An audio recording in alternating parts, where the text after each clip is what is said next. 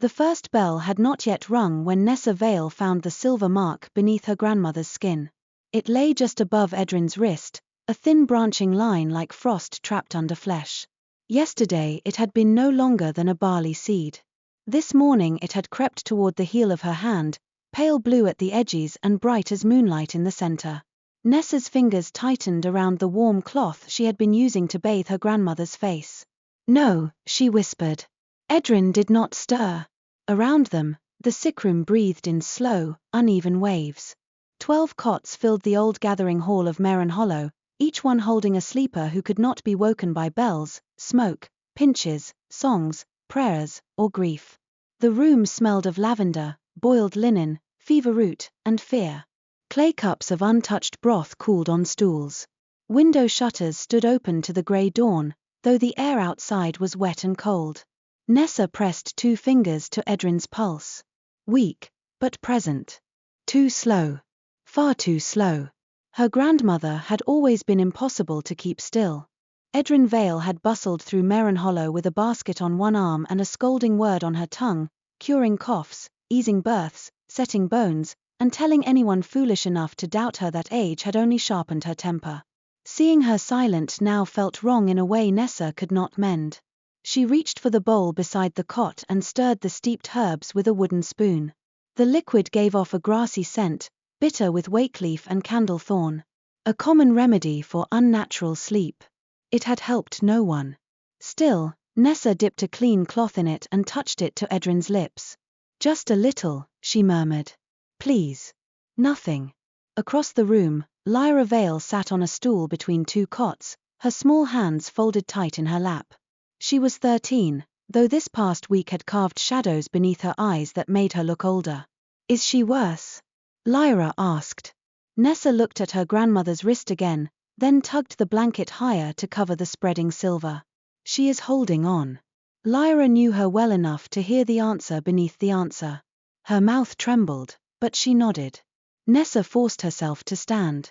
Her back ached from bending over cots through the night, and her eyes burned from smoke and sleeplessness. Every charm she had tied above the sickroom door had frayed. Every potion she had brewed had weakened before morning. The Drowsing Veil did not fight like an ordinary sickness. It sank quietly, patiently, as though each sleeper were being called somewhere too far away to follow. At the far end of the hall, Mera Quilfen bent over her ledger, writing in her precise, narrow hand. Mera had taken charge when the village reeve fell asleep 3 days ago. She recorded each new victim, each failed remedy, each hour of worsening symptoms as if order on the page could hold panic at bay. She looked up when Nessa approached. Well, Nessa wanted to be gentle. She had no gentleness left. "The marks are spreading faster." Mera's pen stopped. "How much faster?" Nessa glanced back at the cots. "Twice as fast as yesterday." Mera closed her eyes for one moment, then opened them and drew another line in the ledger. "And the fever?" "There is no fever. There never has been." "The breathing?" "Slower." "Can you wake them?" "If I could, I would have done it before now." Mera's expression tightened, not with anger exactly, but with the strain of having no one else to demand answers from. She was a tall woman with ink-dark fingers, iron-grey hair braided close to her head, and the sort of posture that made even bad news sit straighter before her. "You are the healer now, Nessa. I am an apprentice. You are Ardyn Veyl's apprentice. That is not the same thing." "It has to be." The words landed between them like a dropped stone. Nessa looked away first. Outside, Marenhollow was waking reluctantly. Through the open shutters came the creak of well rope, the lowing of unsettled cattle, the murmur of neighbors speaking in hushed tones. No one laughed in the mornings anymore. No one sang while carrying water. Every sound seemed to pause before entering the sickroom, as if afraid to wake those who could not wake. Mera turned a page in her ledger. "Tell me what you need." "I need the sickness to make sense. That is not something I can fetch from a storeroom." Nessa rubbed both hands over her face. "I have tried fever drafts, sleep-calling reversals, salt under the tongue, ash circles, nettle steam, bell water, bitterwake, dream thread. None of it holds.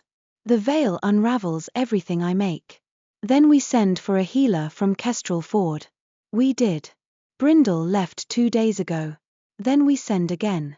He cannot make the road shorter by being sent twice. Mera's mouth thinned. At once, Nessa regretted her sharpness. Mera had not slept either.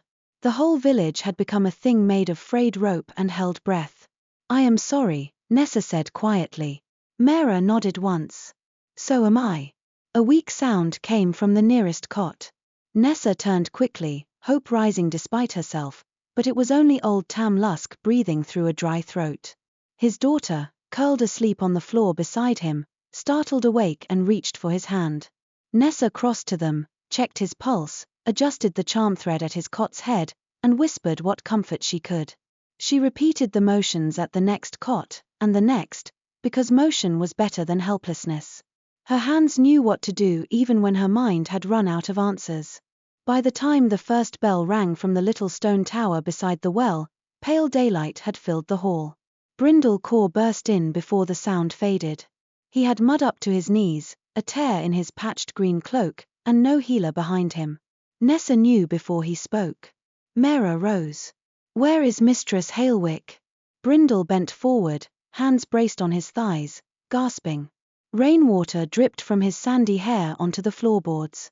Gone, he managed. Gone where? To tend fever in the South Farms. Kestrel Ford is closed at the bridge.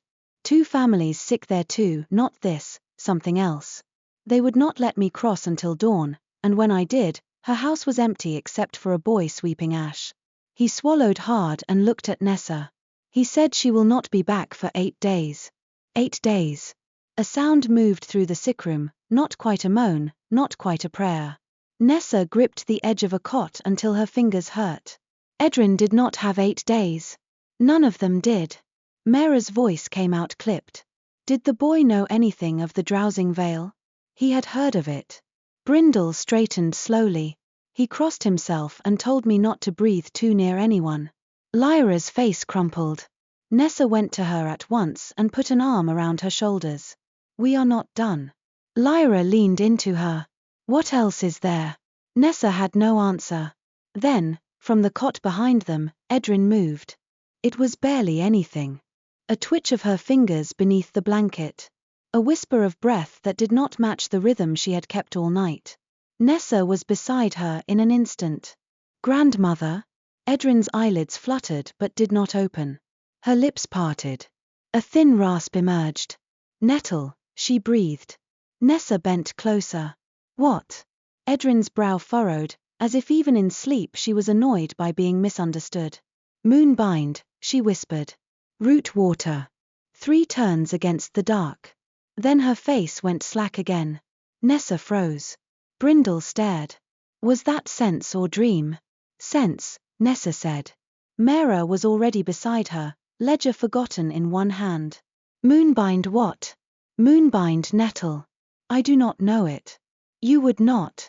It does not grow here. Then where? Nessa did not answer at first. She was looking at Ardyn's closed eyes, hearing the old woman's voice as it had sounded years ago, brisk and certain while teaching Nessa the difference between herbs that healed, herbs that soothed, and herbs that killed if gathered under the wrong moon. Moonbind nettle is a proud little beast, Ardyn had said once, tapping a drawing in her oldest herb book. Blue-veined leaves. White sting. Do not touch bare-handed unless you want your dreams walking outside your skull. Where does it grow? Nessa had asked. Ardyn had closed the book. Where wise folk do not gather. Now Nessa knew why. Mera repeated, quieter, where does it grow? Nessa looked toward the northern windows. Beyond Marenhollow's thatched roofs, beyond the peat fields and the old orchard slopes, the land rose into a dark band of ancient trees. Even in daylight, Vyrmholt looked like a storm crouched on the earth. Its pines were black-green, its mists gold at sunrise and blood-red at dusk. No woodcutter crossed its edge. No hunter followed tracks beneath its branches. Children were taught before they could count that fallen fruit near the dragon forest belonged to the dragon forest still. Vyrmholt, Nessa said. The room seemed to grow colder. Brindle swore under his breath. Mera shut the ledger. Lyra whispered, the Drake Prince's forest. Nessa nodded. Everyone knew the name of the Drake Prince, though few in Marenhollow had seen him and none wished to. Prince Ardyn Veyr, last guardian of Vyrmholt's inner root, ruler of dragon-blooded lands, keeper of flame oaths, and no friend to humans. Mothers used his title to keep children from wandering north. Old men muttered it when storms came down from the forest. Traders claimed he had bronze eyes, claws beneath his gloves, and a temper that could set rain on fire. Nessa did not know how much of that was true. She did know that those who trespassed in Vyrmholt were sent back changed if they were sent back at all. No, Brindle said. Nessa turned. He shook his head, already reading her thoughts. No, Nessa. I did not say anything. You got the look. What look? The one where you decide to do something dreadful and pretend it is sensible. Mera's gaze sharpened. You cannot be thinking of entering Vyrmholt. I am thinking of what Ardyn said. Your grandmother is sick and half dreaming. She named an herb. She named a preparation. Moonbind, nettle and root water. Root water from where? Mera asked. Nessa hesitated. Mera's face paled a shade. Also from the forest. Likely. No. We need it. We need many things. That does not mean we fling our healer into Dragonland. Nessa's hands curled. I am not the healer. You are the nearest thing we have. And if I stay, what then? I watch the marks spread. I keep brewing remedies that fail. I tell Lyra I was very careful while grandmother stopped breathing. Lyra made a small sound. Nessa gentled at once, kneeling before her. I am sorry. Lyra caught her hand. Would the Drake Prince hurt you? Nessa could have lied. A pretty lie might have been kinder. I do not know, she said. Brindle paced once, then turned back. There are other forests. Other herbs. Not moonbind nettle. Then we wait for Mistress Hailwick. You said 8 days. His jaw worked. I said that because that is what the boy said. Boys are foolish. He could be wrong. Brindle. You cannot go. Nessa looked around the hall, at the cots and sleeping faces, at Mera's tight-held fear, at Lyra's hand gripping hers, at Ardyn's silver-veined wrist beneath the blanket. I can, she said. That is the trouble. Mera drew herself up. As acting head of Marenhollow, I forbid it. Nessa rose. As Ardyn Veyl's apprentice, I heard a remedy from my teacher and intend to prepare it. Do not dress recklessness as duty. Do not dress fear as wisdom. The words struck harder than Nessa intended. Mera's eyes flashed. For a heartbeat, neither woman spoke. Then Mera said, if the Drake Prince finds you, your death may be the least harm done. He could blame all Marenhollow. He could come here. He has stayed in his forest for years. Because we have stayed out of it.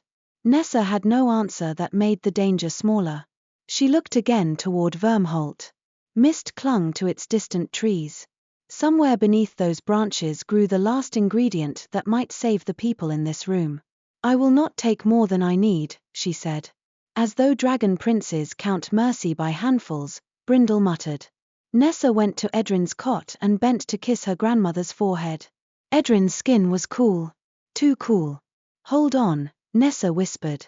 Please be angry with me later. She walked to the shelves at the back of the hall where she and Ardyn kept their working supplies. Her hands moved quickly now that decision had hardened into action. Copper shears, because iron soured delicate plants. Moonglass vials wrapped in wool. A twist of blue thread. A stoppered pot of salve for stings. A linen pouch of oatcakes.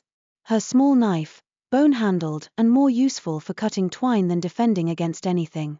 A coil of charm thread she had spun herself. Then she reached for Ardyn's oldest herb book.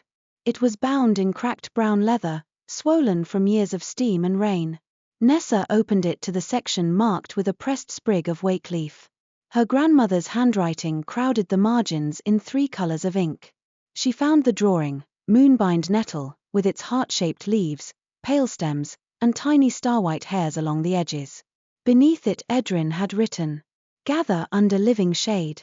Cut above the second joint. Never uproot. Never gather while angry. Never gather while afraid, if you can help it. Use gloves. Thank the root. Nessa almost laughed. Never afraid.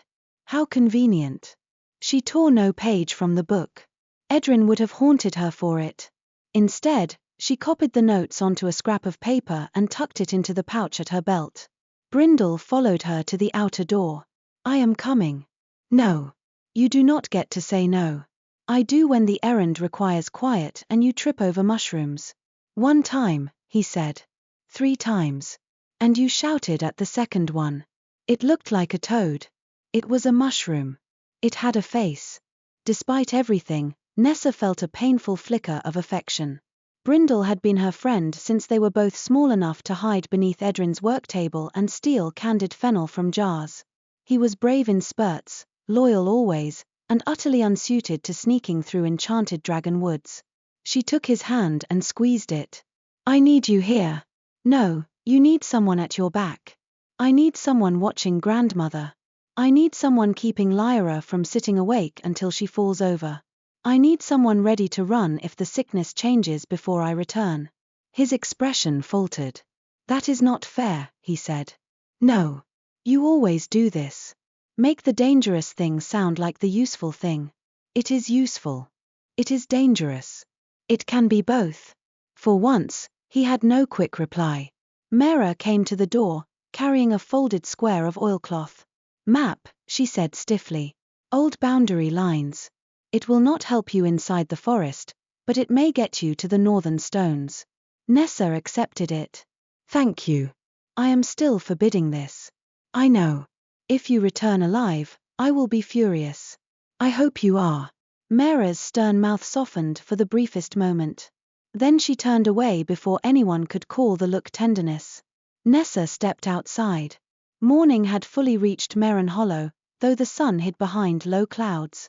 The village crouched in the valley, all mossy roofs and crooked chimneys, with smoke rising thin from hearths no one had appetite to cook over. A few villagers paused when they saw Nessa's satchel and cloak. Word passed without anyone speaking loudly. Faces appeared in doorways. Hope was a dangerous thing. She saw people trying not to show it. At the well, Auric Fenlow stood with a bucket in one hand and soot still black beneath his fingernails. The old blacksmith looked from Nessa to the northern road. Bad path, he said. Yes. Worse woods. Yes. He set down the bucket and fished something from his pocket. For one terrible second, Nessa thought it was an iron charm, and she nearly recoiled. But it was a small copper token stamped with the mark of a hammer. My wife carried it when our first boy came early, Auric said. For steadiness. Not magic. Just wait. Nessa took it carefully. The token was warm from his hand. Thank you. He cleared his throat. Bring yourself back, healer. She wanted to correct him. She did not. Lyra ran from the hall and threw her arms around Nessa's waist. Nessa held her tight. I will be as quick as I can, she said. That is not the same as promising to come back. No, Nessa said, smoothing her cousin's hair. It is not. Lyra pulled away with wet eyes but a determined chin. Then I will promise it for you. Nessa's throat closed. Brindle walked with her to the last house, where the village path thinned into a sheep track. He said nothing for once. At the edge of the orchard, he stopped. You remember the old rhyme, he asked. About Vyrmholt. No one enters, no one stays, count your fingers, mend your ways. That is a terrible rhyme. Most warnings are. Nessa managed a smile. I will count my fingers often. He did not smile back. If you see him, do not argue. I rarely argue. Nessa. I will try not to argue. That is worse. She hugged him quickly before he could say anything else that might weaken her. Then she turned north. The path climbed through wet grass and wind-bent thistle. Behind her, Marenhollow shrank into a huddle of roofs and smoke. Ahead, Vyrmholt waited. The closer she came, the less ordinary the world felt. Birdsong faded first. Then the sound of the village bell, though she knew it rang again at midday. The air sharpened, scented with pine resin, rain, and something metallic that was not iron. The old boundary stones rose from the earth at the forest edge, each one carved with curling marks no human in Marenhollow could read. Nessa stopped before them. Her heart beat too fast. She drew on her gloves, thick doeskin patched at the palms. From her satchel she took a pinch of crushed oats and dried lavender, the simplest offering for borrowed ground. She scattered it at the roots of the nearest stone. "I come for healing," she said, feeling foolish and frightened, and watched. "I will take only 3 stems of moonbind nettle, if I find them. I will not cut root. I will not break branch. I will not carry iron." The forest gave no answer. Nessa stepped between the stones. At once, the light changed. Beyond the boundary, Vyrmholt held afternoon and twilight together. Gold mist curled between trunks wide enough to house doors. Ferns grew shoulder-high, their tips glowing faintly blue. Pale flowers closed as Nessa passed, not shyly but with the offended air of ladies drawing their skirts aside. The ground was springy with moss. No path showed itself. When she looked back, the boundary stones had vanished behind a curtain of hanging needles. Nessa swallowed. "Straight in," she whispered. "Find the herb." Straight out. Something clicked overhead. She looked up and saw a bird made entirely of ember-colored feathers and smoke watching her from a branch. It blinked one golden eye, tucked its head beneath its wing, and fell asleep so suddenly it nearly dropped from the tree. At the last instant, its claws tightened. The Drowsing Veil. Here too. Nessa's fear shifted. It did not shrink, but it found a shape. She had been right to come. Whatever had touched Marenhollow was not finished with humans. She moved carefully, marking trees with loops of blue thread tied loosely around low branches. Ardyn had always said never to cut your way through a living wood unless you wanted the wood to remember your knife. Nessa touched nothing she did not need to touch. The forest tested her. A cluster of red berries whispered in Lyra's voice. Nessa stopped her ears and walked on. A pool beside a root showed her grandmother sitting awake and well, beckoning from beneath the water. Nessa whispered, unkind, and did not kneel. A path opened between 2 silver-barked trees, clear and easy, but the moss along it grew backward, roots pointing up. Nessa chose the thornier way. Hours passed, or perhaps 1 hour stretched itself thin. The copied herb notes softened from sweat inside her glove. Once, she felt the ground pulse beneath her boots like something breathing in sleep. At last, the trees parted. The glade beyond was small and round, enclosed by black pines whose branches bent inward like listening heads. In its center stood a fallen stone basin filled with clear water. Around the basin grew a ring of moonbind nettle. Nessa stopped breathing. The plant was exactly as Ardyn's drawing promised: pale stems, blue-veined leaves, and tiny white hairs that caught the dim light like frost. Each leaf trembled though no wind touched it. "Thank you," Nessa whispered, to the forest, to her grandmother, to any mercy listening. She knelt at the edge of the ring and opened her satchel. First the salve on her gloves. Then the copper shears. Then the moonglass vial for root water from the basin, if the forest permitted it. The water reflected not her face but the sickroom, Ardyn sleeping, Lyra holding a cup, Mera writing with a shaking hand. Nessa shut her eyes. 3 stems, she reminded herself. Only 3. She found the second joint on the first plant and cut cleanly above it. The nettle gave a tiny chime. Not a sound exactly, but a bright tremor that touched her teeth. She placed the stem in the wool-lined case. The second cut came easier. At the third, the glade changed. The listening pines inhaled. Nessa froze with the shears still open. Across the basin, gold light gathered between 2 trunks. It brightened, tightened, and became the outline of a man stepping through mist. He was tall, dressed in dark green and bronze, with a cloak that moved like a banked flame behind him though there was no wind. His hair was black at first glance, copper when the light touched it. Faint scale-like markings traced the edges of his temples and disappeared beneath his collar. His eyes were bronze gold. Nessa knew him before he spoke. Prince Ardyn Veyr. The Drake Prince. Every warning she had ever heard rose in her mind at once. Do not meet his eyes. Do not show your teeth. Do not lie. Do not breathe too loudly. Do not be human where he can see you. His gaze moved from her face to the copper shears, then to the cut moonbind stems. The air warmed. You stand, he said, voice low and controlled, in the heartward glade of Vyrmholt with stolen root herb in your hands. Nessa's mouth had gone dry. I did not take root. His eyes narrowed. Of all the things she could have said, that had apparently not been the best. She lowered the shears slowly. My village is sick. No human village has claim here. I know. Yet you came. Yes. The prince stepped closer. The nettles bent away from him, not in fear, but in recognition. Heat shimmered faintly over his shoulders. Nessa's pulse pounded in her ears. I asked permission at the boundary, she said. A humorless flicker crossed his face. You asked stones. I did not know where else to ask. You could have stayed beyond them. My grandmother is dying. For the first time, something shifted in his expression. Not softness. Not yet. But attention. Nessa seized it.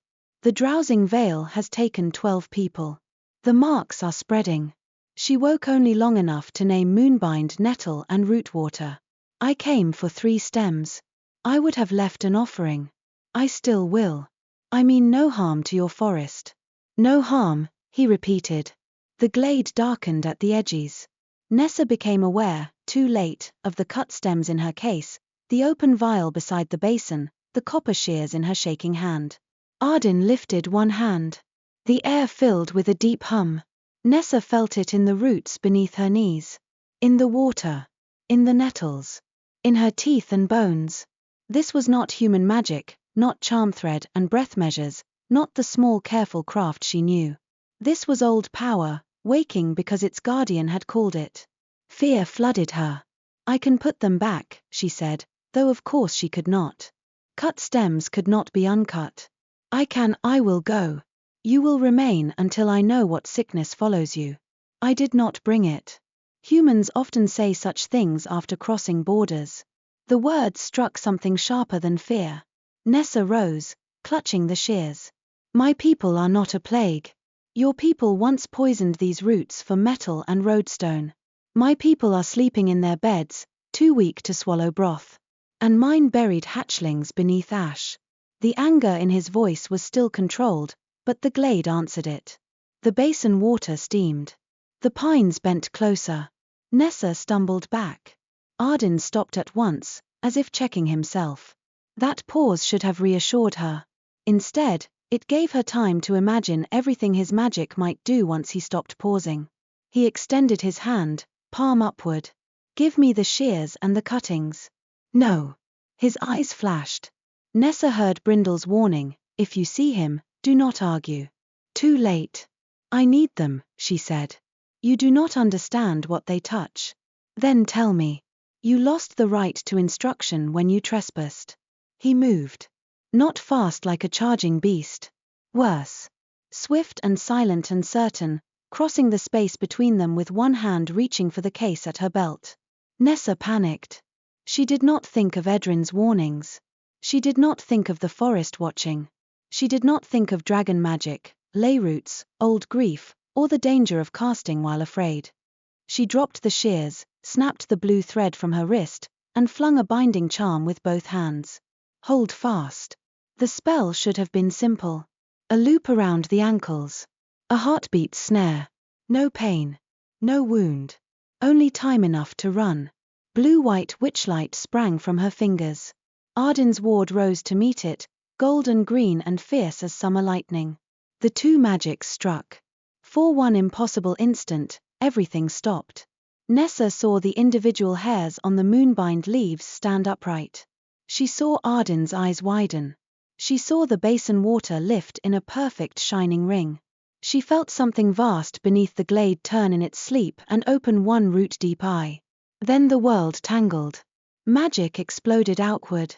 The blast flung Nessa backward into moss. Light knotted around her wrists, her throat, her ribs, not choking but binding, searching, tying. Across the glade, Ardyn dropped to one knee with a sound of pain, one hand pressed to the earth. Gold fire ran along his arm. Blue thread coiled through it like lightning trapped in vines. The pines twisted. Branches braided themselves together.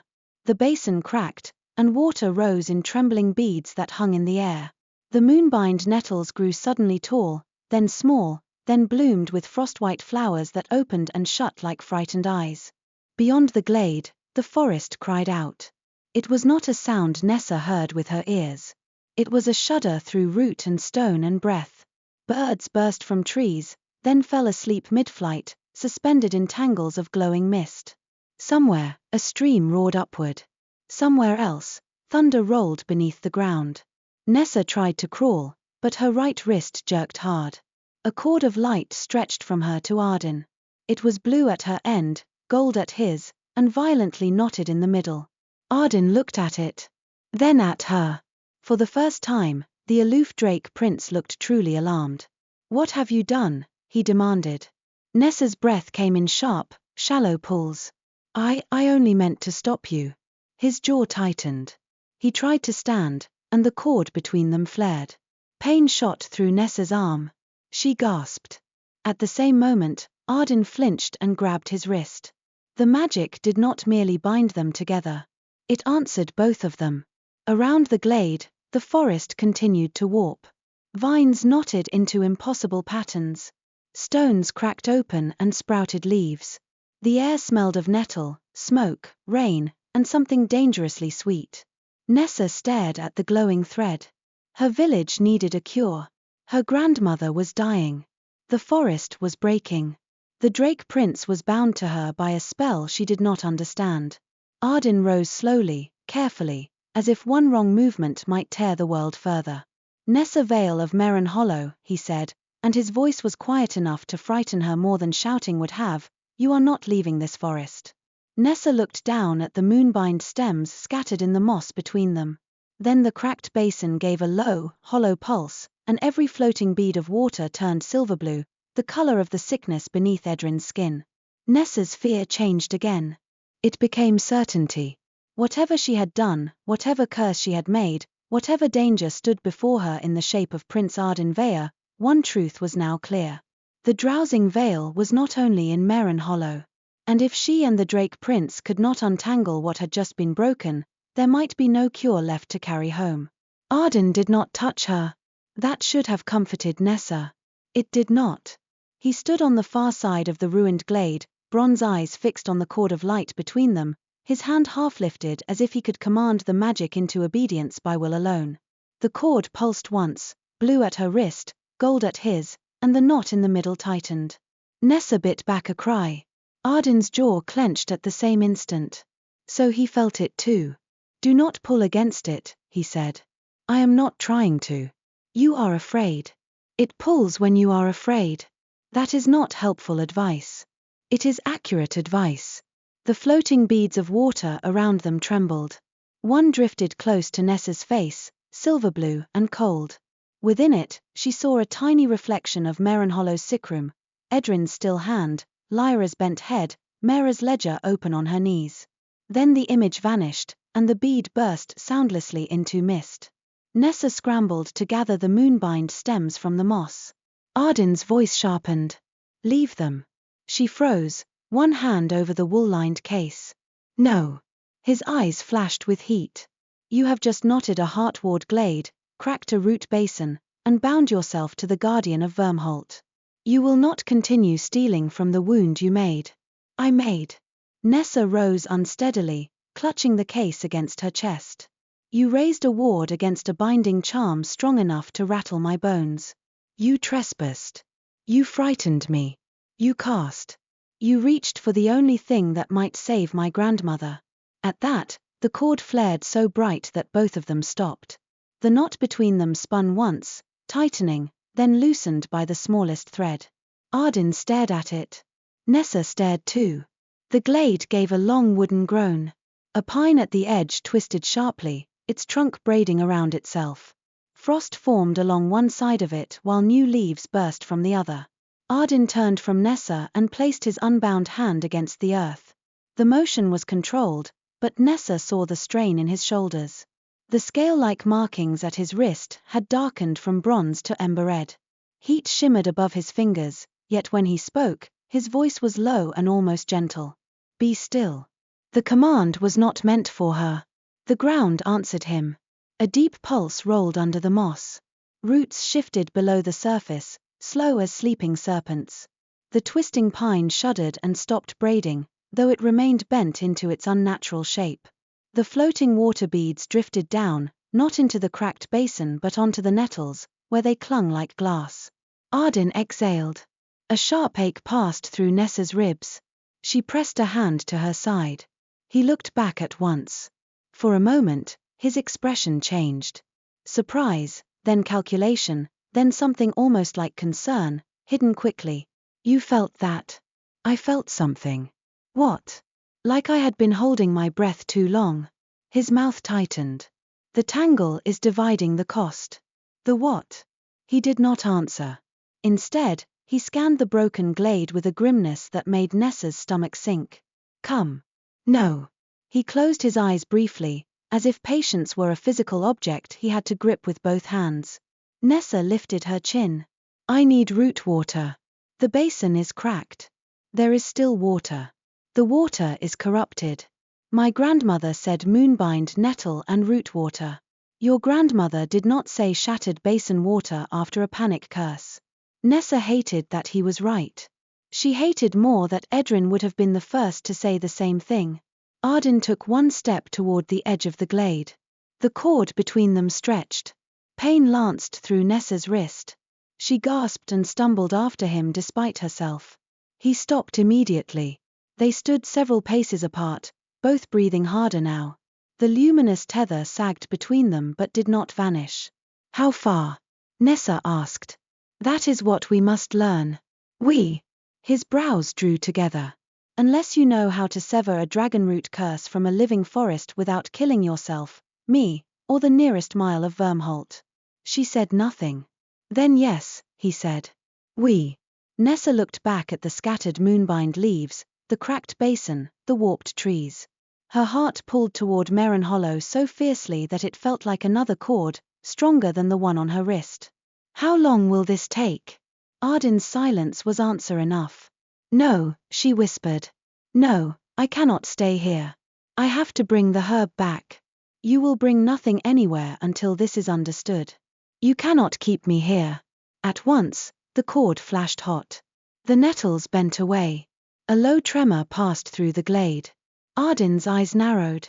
Do you feel that? Nessa felt many things: fear, anger, exhaustion, the sharp sting of magic around her wrist, and beneath all of it, a strange pressure like a storm building behind her ribs. Yes. The forest hears conflict through the knot. Every argument tightens it. Convenient for you. His gaze cooled. If convenience were guiding me, I would have thrown you beyond the boundary stones and sealed the forest behind you. Then why haven't you? Because the sickness in that water is the same color as the marks you described. Nessa's anger faltered. Ardyn looked toward the broken basin. Because 3 firelarks fell asleep above the eastern watch 2 days ago. Because a root heart staggered into my court yesterday with silver veins in its antlers. Because whatever is in your village has crossed into Vyrmholt, or began here and crossed into your village. Nessa held the wool case tighter. Then you know I am telling the truth. I know the danger is larger than your trespass. It was not an apology. It was not kindness. But it was not cruelty either. The difference mattered. Ardyn lifted his bound wrist slightly. We go to the Ashwake Lodge. Toving will examine this. Toving? The oldest root keeper in Vyrmholt. And then we decide whether anything can be repaired. Nessa did not like the word whether. She knelt, slowly, and gathered the cut moonbind stems from the moss. Ardyn's expression hardened, but he did not stop her this time. I will not brew with them until I know whether they are safe, she said before he could speak. But I am not leaving them to rot. The cord between them gave a small, unexpected shimmer. Ardyn glanced at it. What was that? Nessa asked. Truth, he said reluctantly. The word settled uneasily between them. He turned and walked toward the trees, slower now, allowing her to follow without pain. Nessa took one last look at the heartward glade. The basin lay split in two, its silver-blue water seeping into moss. Moonbind nettle trembled in the ring where she had cut it. Above, branches knitted themselves across the sky. I am sorry, she whispered. She did not know whether she meant it for the forest, the herb, her grandmother, or the prince forced to drag her deeper into danger? Perhaps all of them. The path out of the glade did not exist until Ardyn made it. He did not speak a spell. He simply passed his unbound hand near the hanging branches, and they withdrew from him, though not eagerly. Nessa felt the movement through the cord as a pressure in her palm, command, recognition, resistance. Dragon magic did not ask the way human magic did. It reminded the world of an oath. They walked beneath boughs heavy with green shadow. The forest had grown stranger after the blast. Pale mushrooms opened and closed like blinking eyes. Ferns twisted into knots, their fronds braided 3 ways at once. A flock of tiny birds hung asleep inside a web of gold mist, their wings spread but motionless. Nessa slowed. Ardyn did not. The cord tugged. She hissed, "Wait." He looked back. "The birds. Dreamfinches," he said. "They are trapped. They will wake when the tangle is undone. And if they do not?" His gaze moved from her to the suspended flock. "We cannot mend every broken twig between here and Ashwake Lodge.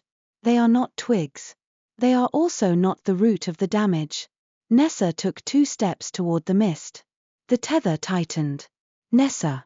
She ignored the warning. Up close, the dreamfinches were no larger than walnuts, with lavender breasts and closed silver eyelids. Their tiny hearts beat frantically. The mist around them was not a net exactly, but a looped sleep charm, accidental and crude, like someone had tied a lullaby into a noose. Nessa set down her satchel and reached for her charm thread. Ardyn came after her, annoyance radiating so sharply she could nearly taste smoke. "If you cast without knowing how the bond responds, they are suffocating in sleep. They breathe through dream. Not for long. Look at their throats." He did. The smallest finch trembled.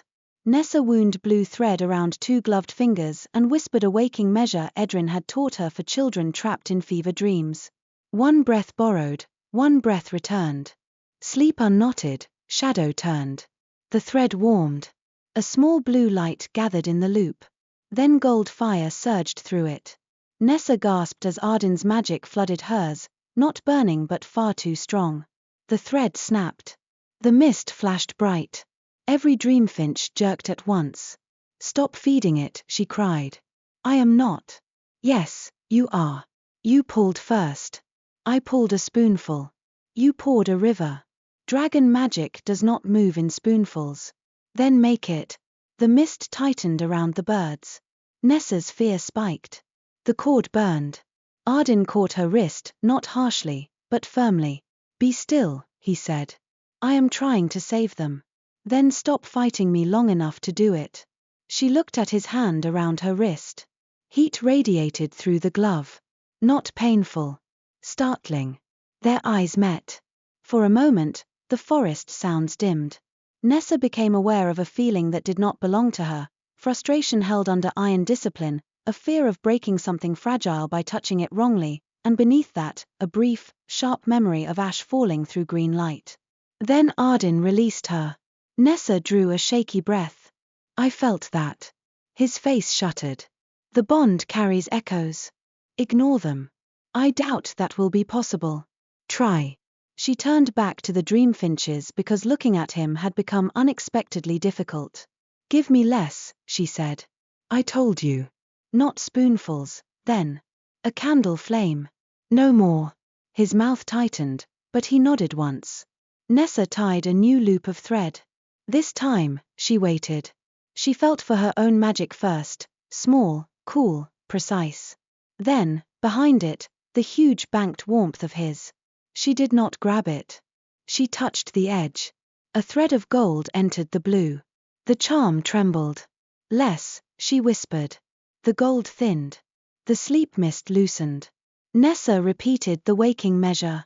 Ardyn stood beside her, still as stone, his hand hovering near but not touching hers. The blue and gold thread slid into the mist and found the knot at its center. Nessa tugged. Ardyn steadied. The knot opened. Dreamfinches burst awake in a flurry of wings. They scattered through the trees, chirping indignantly. One landed on Nessa's shoulder for half a heartbeat, pecked at a loose strand of her hair, then shot away. Nessa laughed before she could stop herself. It was a small laugh, startled and breathless, but in the heavy forest it sounded almost wrong. Ardyn stared at her. "What?" she asked, self-conscious now. "You laughed. I know how laughter works. I did not expect it here." "Neither did I." The cord between them glowed softly, then dimmed. Ardyn looked at the place where the dreamfinches had been trapped. "Your spell was crude." Nessa's brows rose. "But effective," he added. "How generous. It would have failed without adjustment. Yours nearly crushed them. Which is why I adjusted." "You mean I adjusted you?" A faint crease appeared at the corner of his mouth. It vanished almost immediately, but Nessa saw it. "Do not become proud," he said. "We saved birds the size of acorns. They were alive." His gaze shifted toward her, and this time the coldness in it had less certainty. "Yes," he said. "They were." They continued through the warped wood. The forest seemed to watch with a different sort of silence now. Not friendly. Never that. But curious. The distance rule revealed itself before the next ridge. Nessa paused to retrieve one of her blue thread markers from a low branch. Ardyn continued several steps ahead. At first, the cord stretched easily. Then it thinned and snapped taut. Pain struck through Nessa's wrist and up her arm. Her knees nearly buckled. Ardyn turned sharply, one hand pressed against his own wrist. "Enough," he said. "I was only. Stay within 12 paces. You counted." "I estimated." "Of course you did." He gave her a flat look. "Would you prefer to discover the limit by fainting?" "I would prefer not to have a limit." "As would I." The answer was so immediate, so dry, that Nessa nearly smiled again. She stopped herself. It would not do to smile at the Drake Prince. Especially not when still technically his captive, cursemate, or whatever terrible word applied. After a while, the trees thinned enough to reveal a slope of black stone rising ahead. Built into the slope was a lodge unlike anything in Marenhollow. It seemed grown rather than made, its walls formed from living roots woven around dark glass and old stone. Smoke curled from a chimney shaped like a twisted horn. Lanterns glowed amber beneath the eaves.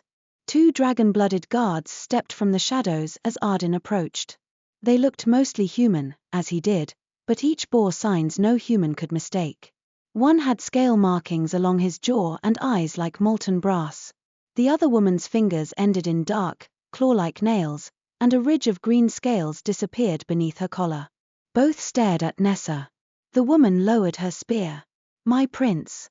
The man stared harder at the glowing cord. "What is that?" "A mistake," Ardyn said. Nessa bristled. "An accident." "That is not better. It is more accurate." Both guards looked between them. The woman with the spear frowned. "She argues with you?" "Constantly so far," Ardyn said. "I have known him less than an hour," Nessa muttered.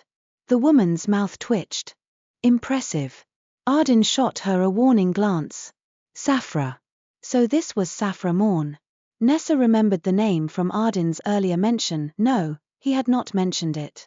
She knew it because the male guard murmured, "Saphra, do not," under his breath. The bond had not given her the name. She had heard it plainly. She needed to stop imagining every confusion as magic. Saphra stepped closer, studying Nessa with moss-green eyes. "Human witch?" "Yes." "Trespasser?" Nessa hesitated. "Yes," Ardyn answered. "Cursed you?" "Accidentally," Nessa said. Saphra's gaze dropped to the cord again.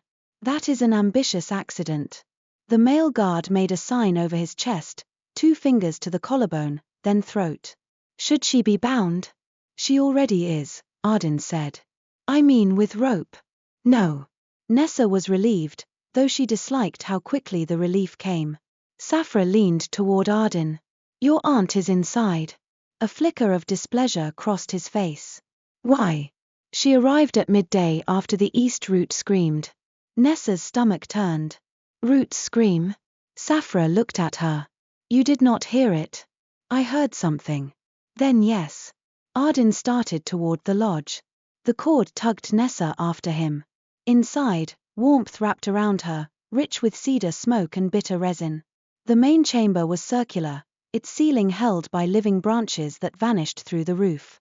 Shelves lined the walls, crowded with clay jars, bone tools, folded maps of barkskin, and shallow bowls of glowing ash.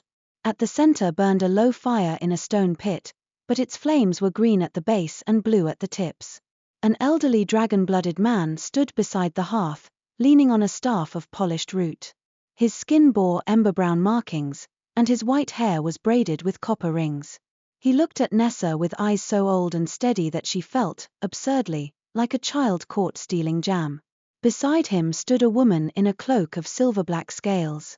Nessa knew at once that this was Veyr Thorncrown. Some people made a room feel smaller by entering it. Veyr made it feel judged. She was elegant, severe, and pale as winter smoke, with hair black streaked in silver and eyes like embers after the flame had died. Her gaze fell on Nessa, then on the cord. The temperature seemed to drop.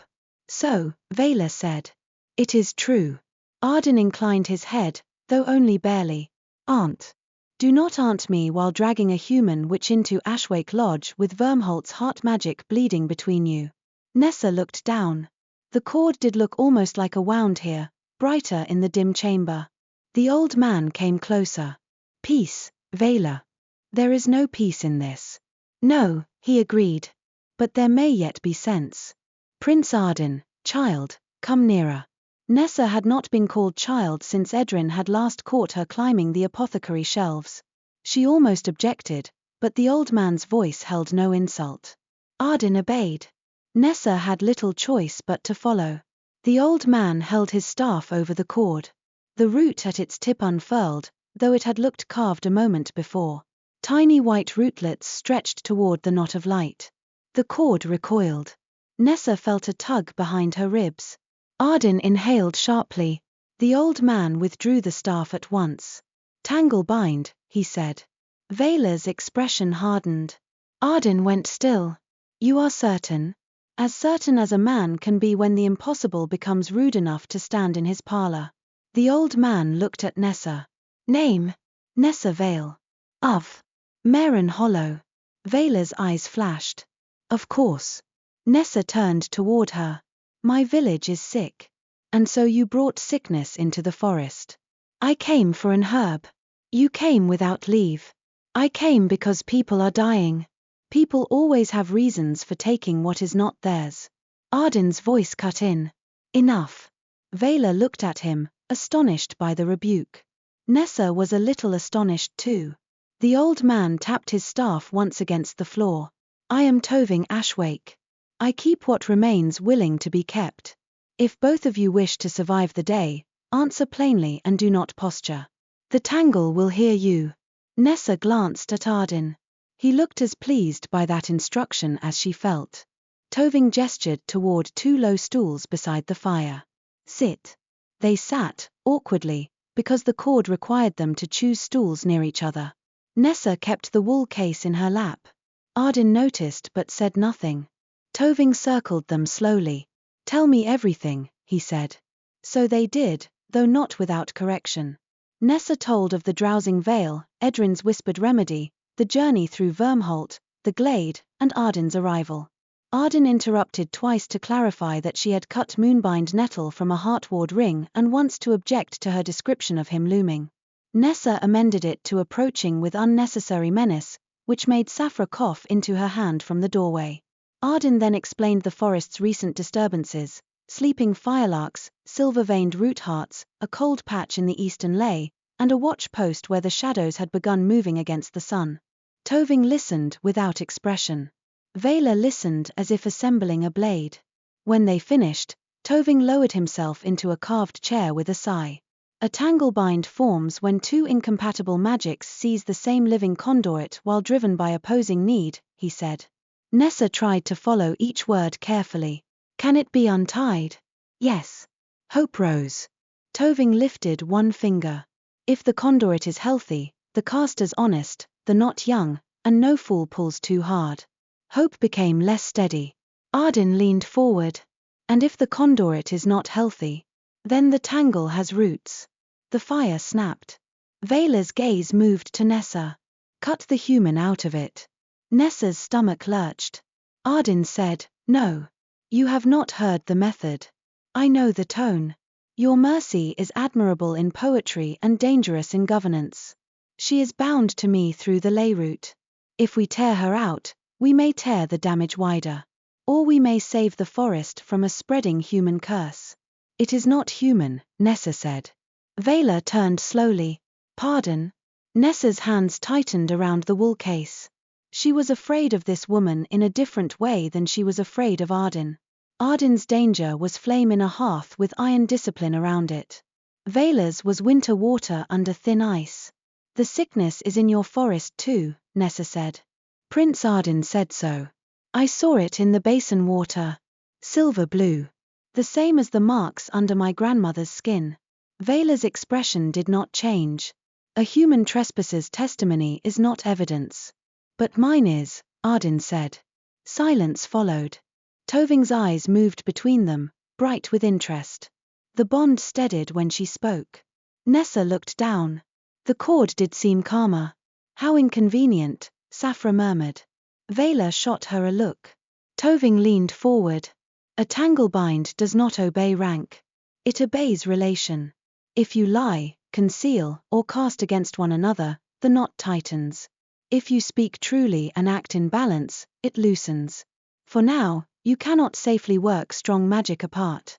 "I need to return to Marenhollow," Nessa said. "Not alone. I cannot stay here while they die." Toving's gaze softened, though his voice remained firm. "And if you carry corrupted moonbind into your village and brew a draught with basin water turned by a cracked ley? You may deepen their sleep past waking."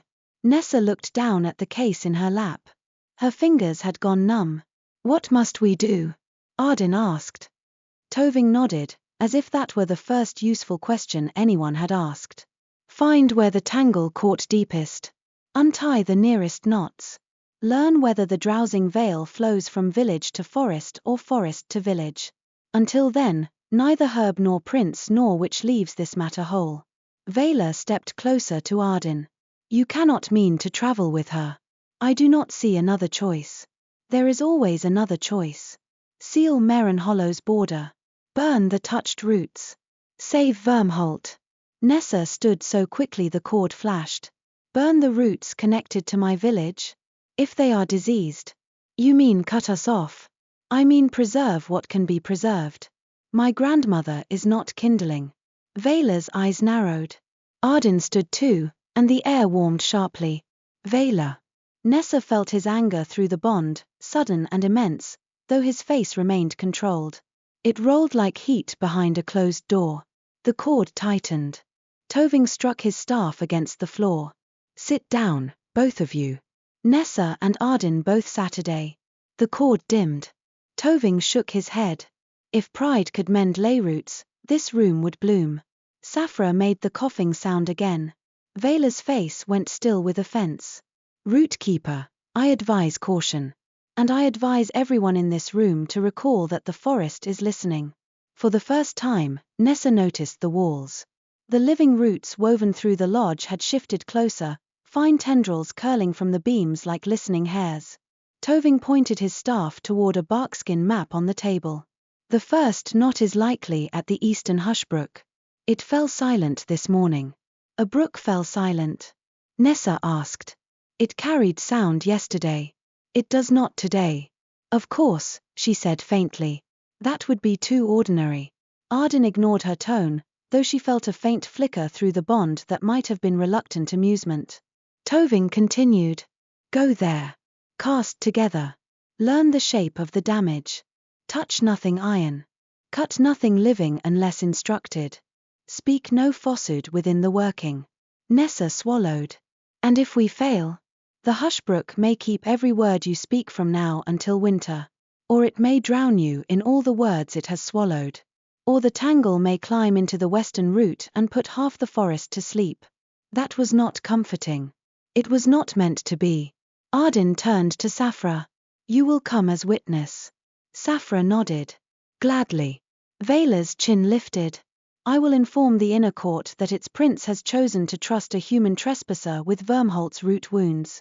I have chosen to repair damage before assigning punishment, Ardyn said. How noble. Humans thrive on delayed consequences. Nessa had no wish to agree with Veyr on anything, but guilt pressed beneath her ribs. She had trespassed. She had cast first. She had broken something ancient because she was afraid. The cord gave a small, painful twist. Ardyn looked at her. Not coldly this time. Assessing. Nessa forced herself to breathe evenly. Veyr swept from the lodge, her cloak whispering like scales over stone. Only when the door closed did Saphra exhale. She is in a forgiving mood. Ardyn's look was flat. By her standards, Saphra added. Toving rose with effort and went to a shelf. He returned with a small packet wrapped in green barkcloth and handed it to Nessa. What is this? Dream salt.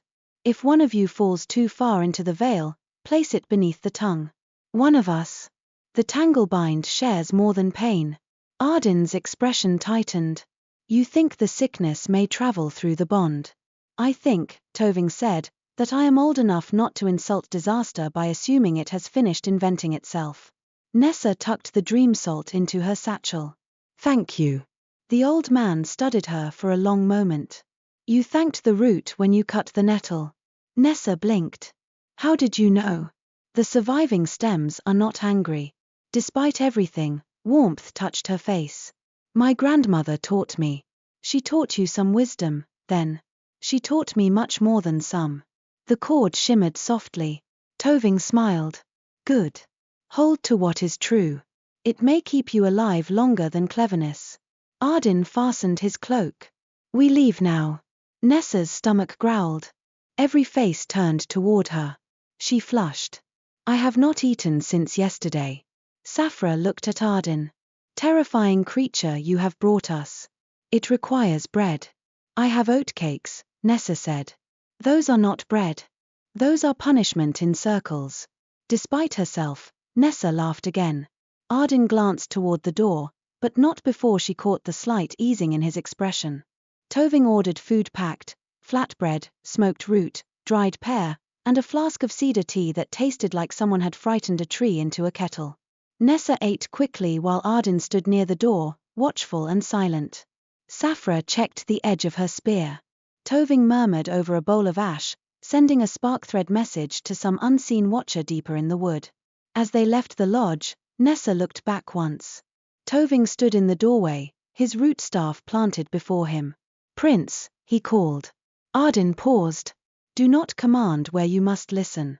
Ardyn inclined his head. Toving's gaze shifted to Nessa. Which? She straightened. Do not mend so fiercely that you forget to see what asks for mending. Nessa did not fully understand, but the words settled heavily enough that she knew she would remember them. The Hushbrook lay east through a valley of leaning stones and silver moss. Saphra moved ahead, almost soundless. Nessa followed beside Ardyn because the cord demanded it. 12 paces. No more. Often less, when the path narrowed. For a long while, neither spoke. That silence was different from the sickroom silence. There, every quiet had waited for someone to stop breathing. Here, the forest itself seemed to be holding its breath, listening for what they would do next. Nessa stole glances at Ardyn when she thought he would not notice. He noticed every time. At last, he said, Ask. I did not say anything. You look as though unasked questions are causing you physical harm. She considered denying it. The cord gave a warning prickle at her wrist. She sighed. Why does your aunt hate humans so much? Saphra, ahead of them, made a soft sound that might have meant fool question, brave question, or both. Ardyn's gaze remained on the path. She remembers more than I do. That is not an answer. It is the beginning of one. Nessa waited. He stepped over a root veined with gold. Before I was born, human miners came north seeking iron. They cut into hills that fed Vyrmholt's ley roots. When dragon scouts stopped them, the miners buried charm iron in the soil. They thought it would weaken our border wards. Did it? Yes. Nessa's fingers curled around her satchel strap. It also poisoned 3 nesting groves, Ardyn continued. Eggshells thinned. Hatchlings failed to wake. The inner court burned the mines and drove the guild south. Vaylor's sister was among those who carried the dead. Nessa felt the words like stones placed one by one in her hands. I did not know. No. It is not taught in Marenhollow. I imagine not. The cord tightened slightly, not with pain but tension. Nessa looked at him. Do you think I would defend it? I do not know you well enough to say. I would not. The cord warmed, soft and brief. Ardyn's eyes shifted toward it, then away. Nessa walked several steps in silence. Humans tell stories too. I know. Not true ones, maybe. Not all of them. But we are taught that dragons hoard forests and burn travelers for sport. Do I look entertained? No. Then perhaps that tale is incomplete. I am starting to suspect most are. They descended into a hollow where pale grass grew in spirals. Saphra slowed near a line of stones furred with moss. Hush, Brook, she said. Nessa heard nothing. That, she realized, was the problem. The brook ran clear over black pebbles, winding between mossy banks and dangling roots. Water moved swiftly, but without trickle, splash, or murmur. No insects hummed above it. No leaves rustled along its edges. Even Nessa's footsteps made no sound once she crossed the outer stones. She opened her mouth. Nothing came out. Panic struck before thought. She grabbed her throat. Ardyn turned immediately, his expression sharpening. He spoke too, but his lips moved in silence. Saphra stood at the edge of the brook's hush, watching them with raised brows. Her voice came faintly from beyond the stones. Words are gone inside the ring. Try not to make dramatic faces. Nessa glared at her. Saphra smiled. Ardyn pointed to the brook, then to the cord, then to Nessa's hands. She understood enough. The knot was here. They had to cast. Without voices. Nessa knelt by the water. Her knees sank into cold moss. The brook's silence pressed against her ears until she felt trapped inside wool. She took out her charm thread. Speech usually shaped her spells. Without it, she would have to measure by breath and hand. Ardyn knelt opposite her, the cord dipping between them over the water. Gold light reflected in the current. Blue light tangled through it. Nessa pointed to herself, then held up 2 fingers close together, small. Then she pointed to him, spread her hands wide, and shook her head. His mouth flattened. She was beginning to know that expression. It meant he disliked her point but saw it. He held one hand palm down above the brook. The air warmed. Gold gathered in a thin layer over the water. Too much. Nessa sliced her hand sideways. Less. The gold thinned.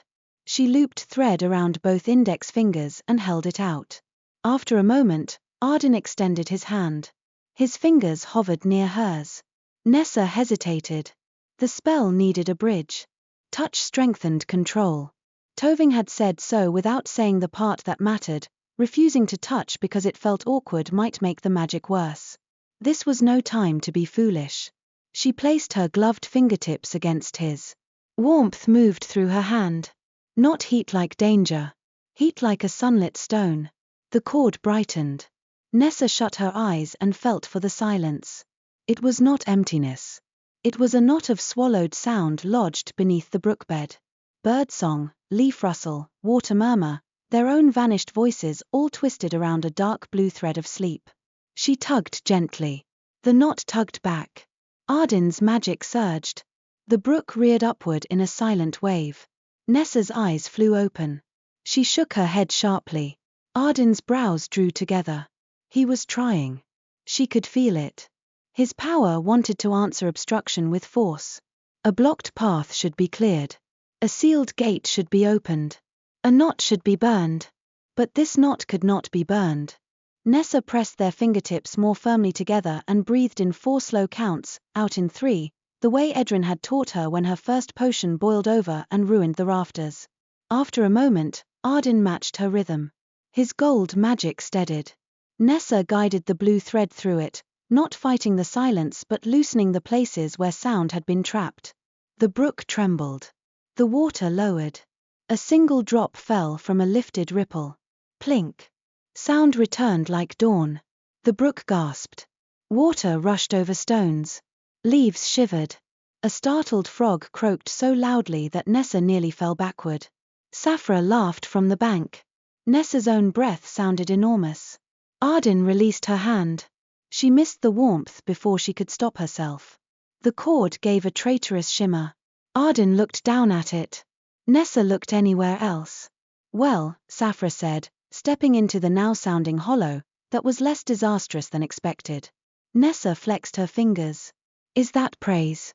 From me? Lavish praise. Ardyn stood and looked upstream. The knot was not natural. Nessa rose too quickly and swayed. The world tilted. Ardyn caught her elbow. The contact steadied her at once, which was irritating. I am fine, she said. You are pale. I am often pale. You are shaking. I have been kidnapped by a forest, magically tied to a prince, insulted by his aunt, and made to repair a silent brook without lunch enough to respect the name. Shaking seems modest. Saphra snorted. Ardyn looked as though he wanted to disapprove, but a faint warmth crossed the bond. Not amusement exactly.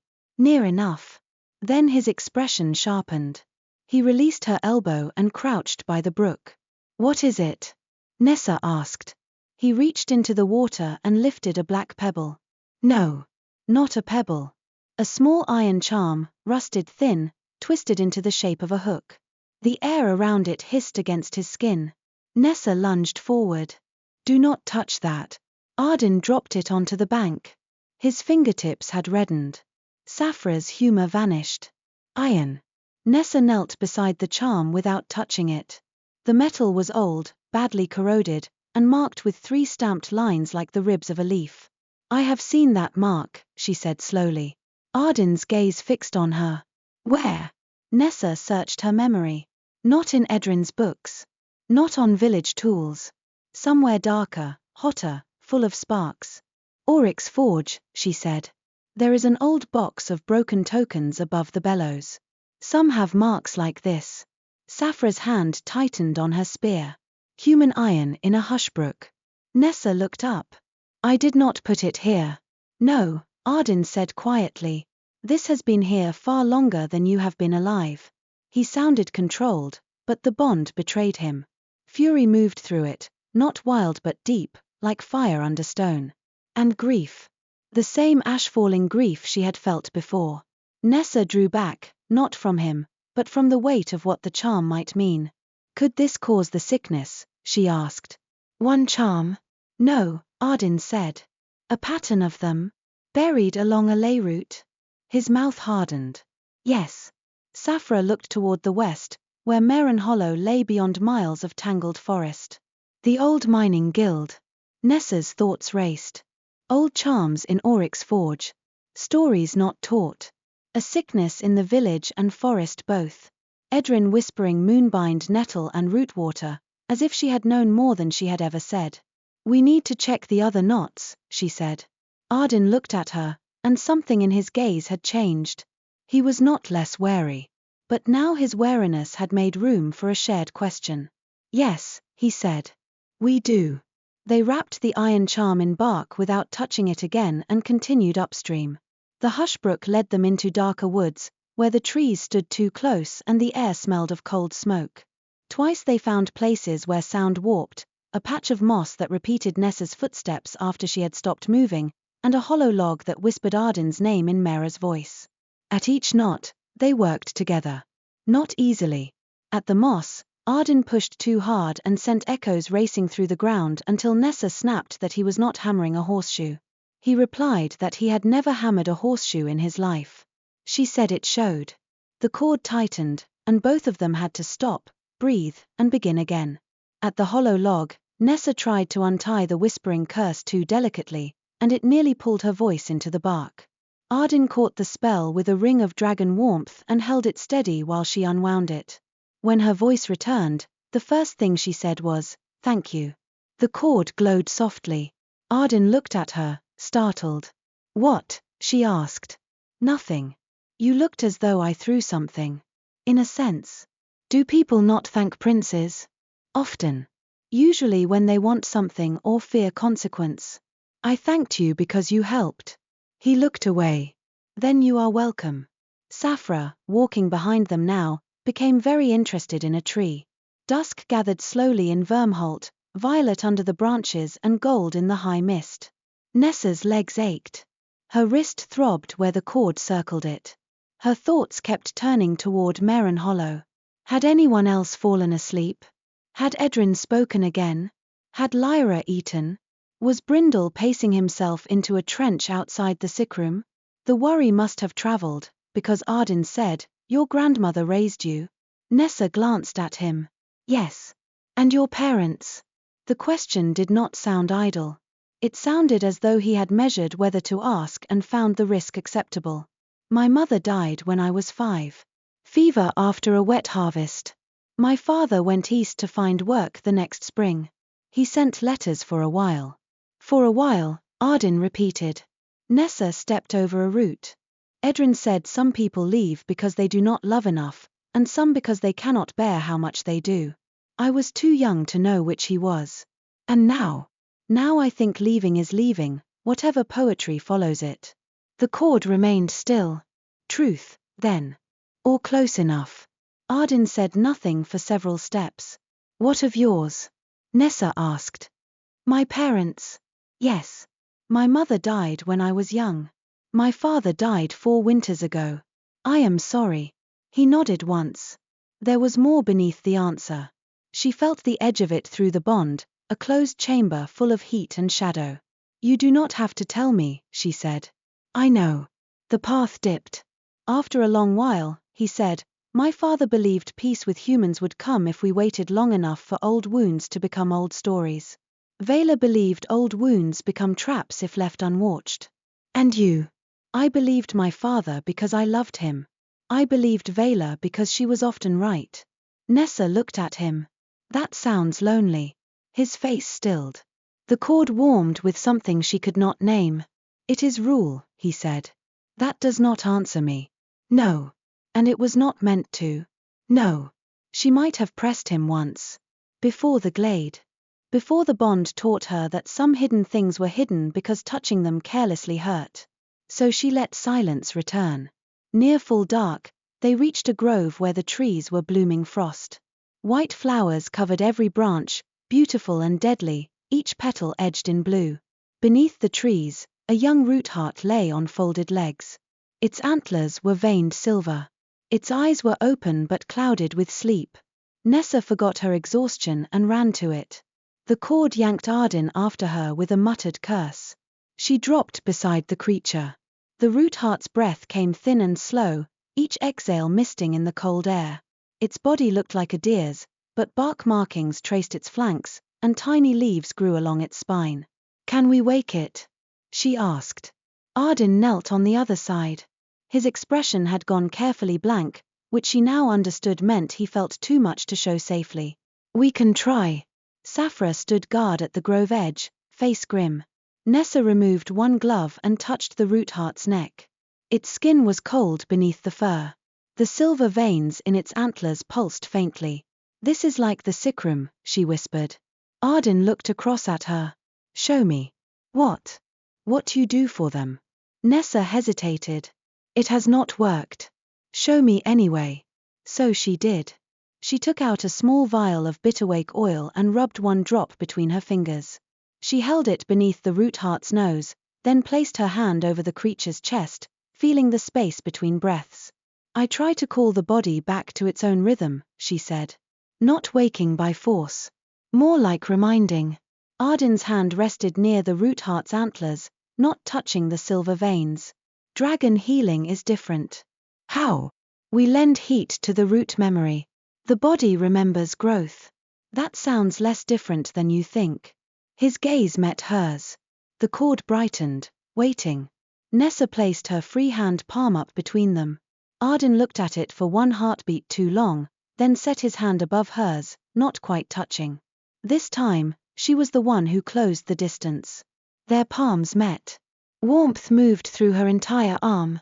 Together, they reached into the root heart's sleep. It was deep. Deeper than the dreamfinch's, darker than the hushbrook. Nessa felt the silver-blue thread wound around the creature's breath, pulling it downward. Beneath that thread lay pain, not the heart's alone, but something older, metallic, bitter, buried. Nessa guided her magic like a needle under a knot. Ardyn brought warmth, carefully banked. The heart shuddered. Too much, and it would burn. Too little, and it would sink. Steady, Nessa whispered. I am. His voice had roughened. Nessa realized his hand was trembling against hers. Not from weakness. From restraint. She looked at him across the sleeping creature, and for a moment she saw not the Drake Prince of every village warning, but a man holding a wildfire inside his ribs because one fragile life lay beneath his hand. The thought was dangerous. The bond glimmered. Ardyn's eyes flicked to hers. The root heart inhaled sharply.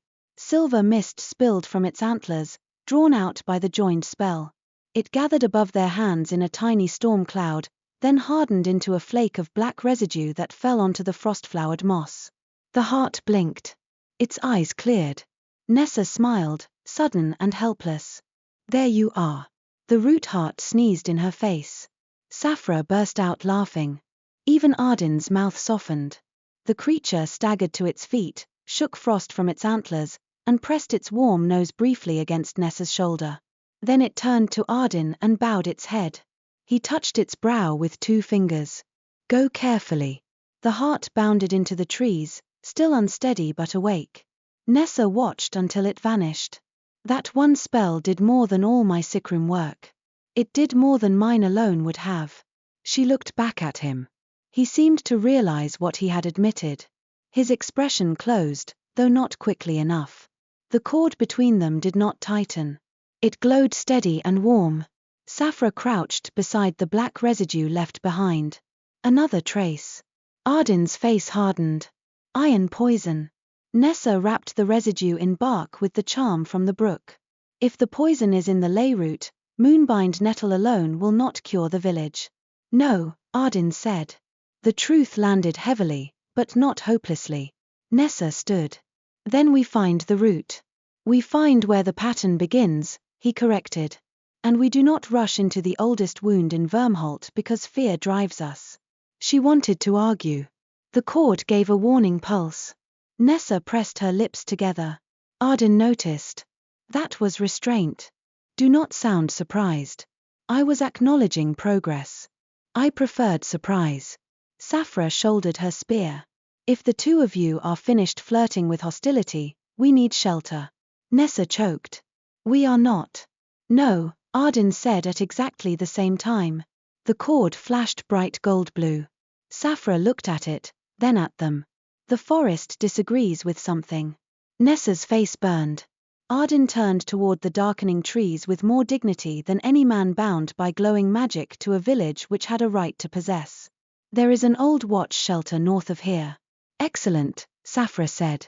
Perhaps it has separate corners. The shelter was built inside the hollow of a vast cedar, its living trunk curved around a dry chamber large enough for 3 bedrolls and a small smokeless fire. Saphra took first watch outside, leaving Nessa and Ardyn within the amberlit hollow. The cord allowed them opposite sides of the chamber, but only just. Nessa sat with her back against the curved wall, knees drawn up, pretending not to be aware of him removing his cloak across from her. His wrists were marked where the tanglebind circled him, gold light sunk beneath the skin like a bracelet of flame. Her own mark was blue-white, faint but steady. She took out the wool case and checked the moonbind stems. They remained fresh, though the cut ends glimmered oddly. Will they last? Ardyn asked. For a while. Good. She looked up, surprised. He stared into the small fire. You risked much for them. They should not be wasted. Nessa studied him in the warm gloom. That may be the kindest thing you have said to me. I have not been trying to be kind. I noticed. He glanced at her. You cursed me. Accidentally. You keep saying that as though it softens the result. It softens the intention. The cord remained quiet. Ardyn looked back at the fire. Yes. It does. Nessa rested her head against the cedar wall. Weariness pressed over her, sudden and heavy. Do you think they are worse now? In Marenhollow? I do not know. The honest answer hurt more than false comfort, but she preferred it. My grandmother told me never to gather while afraid, Nessa said. I thought that was impossible advice. Now I think she meant fear gets into the spell. It does. Is that why your magic responds when you are angry? His gaze sharpened. I felt it, she said. Not your thoughts. Just enough. He was silent long enough that she thought he would refuse to answer. Then he said, dragon magic is old. It rises quickly to strong feeling.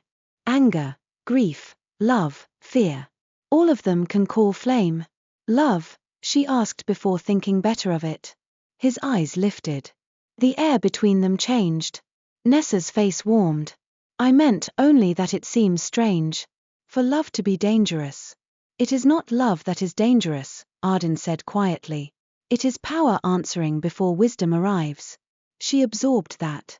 Outside, Saphra's footsteps passed once around the cedar. Is that why you seem so? Nessa searched for a word less insulting than cold and failed to find one. Unpleasant, he offered. I was going to say controlled. But thought unpleasant. The cord gave a small flicker. Nessa sighed. Yes.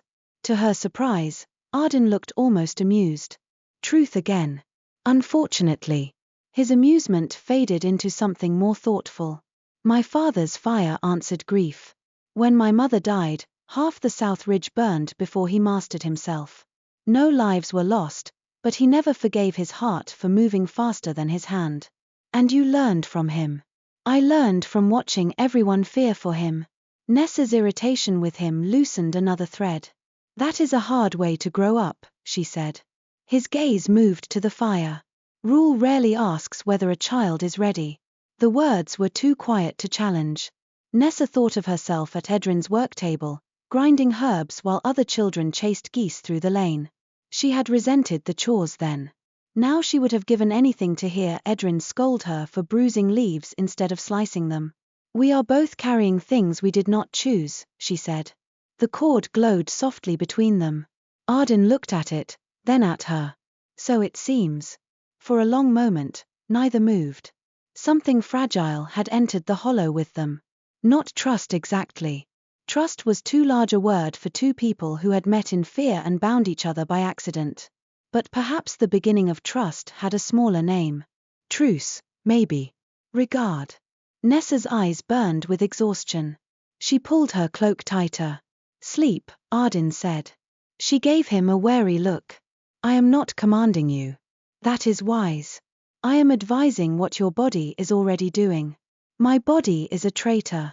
You will need strength tomorrow. So will you. I will rest after Saphra's watch. Nessa hesitated. Will the bond do anything if I sleep? I do not know. That is becoming a popular answer. It is a truthful one. She settled carefully onto her bedroll. The cedar floor was firm but dry. The cord adjusted as she moved, dimming to a faint line across the space between them. Just before sleep took her, she felt something through it. Not a thought. A watchful warmth. A steady presence. Ardyn sitting with his back to the wall, one hand near the fire, guarding the doorway and the bound which he had every reason to resent. For the first time since entering Vyrmholt, Nessa slept. She dreamed of roots beneath Marenhollow. They stretched under cottages, under the well, under Oryx's forge, under the sickroom where Ardyn lay with silver marks beneath her skin.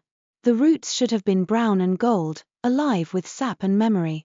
Instead, black iron hooks pierced them in a long, deliberate pattern. At the end of the pattern stood a door made of stone. Behind it, something slept. Not a person. Not a beast. A wound. Nessa woke with a gasp. Ardyn was already awake across from her, one hand pressed to his chest. He had felt it too. Outside, before either of them could speak, a horn sounded from somewhere deep in the forest. Low. Urgent. Repeated 3 times. Saphra appeared in the doorway, spear in hand, all humor gone from her face. Another route has turned, she said. Westward. Nessa sat up, cold with certainty. Toward Marenhollow? Saphra looked at Ardyn. Ardyn's face was grim. Yes, he said. The cord between them pulsed once, bright and painful, as though the forest itself had tightened its grip. Nessa reached for her satchel. This time, Ardyn did not tell her to wait. The horn sounded twice more before dawn, each call lower than the last, until the cedar shelter seemed to hum with warning. Nessa was on her feet before the final note faded. She packed by touch and habit, moonbind case, dream salt, salve, copper shears, charm thread, Edrin's copied notes. Her fingers shook only when they brushed the wool case. The moonbind stems inside were still fresh, still useless until she understood what poison had reached them. Ardyn stood near the hollow's doorway, listening to something beyond ordinary hearing. The gold markings around his bound wrist pulsed in time with the distant horn. Saphra crouched outside, one hand flat to the moss. "Well?" Ardyn asked. She lifted her head. "The western lay is dragging. Not severed. Not yet. But the pull runs toward the human border." Nessa's stomach clenched. "Marenhollow. Likely. Then we go there." Ardyn turned toward her. The faint firelight touched the scale marks at his temples, making them look sharper. "No." Nessa stared at him. "No. We go west, but not into your village. My village may be the center of this. Or a snare. A snare set by whom? Sleeping grandmothers? By old magic? By iron patterns?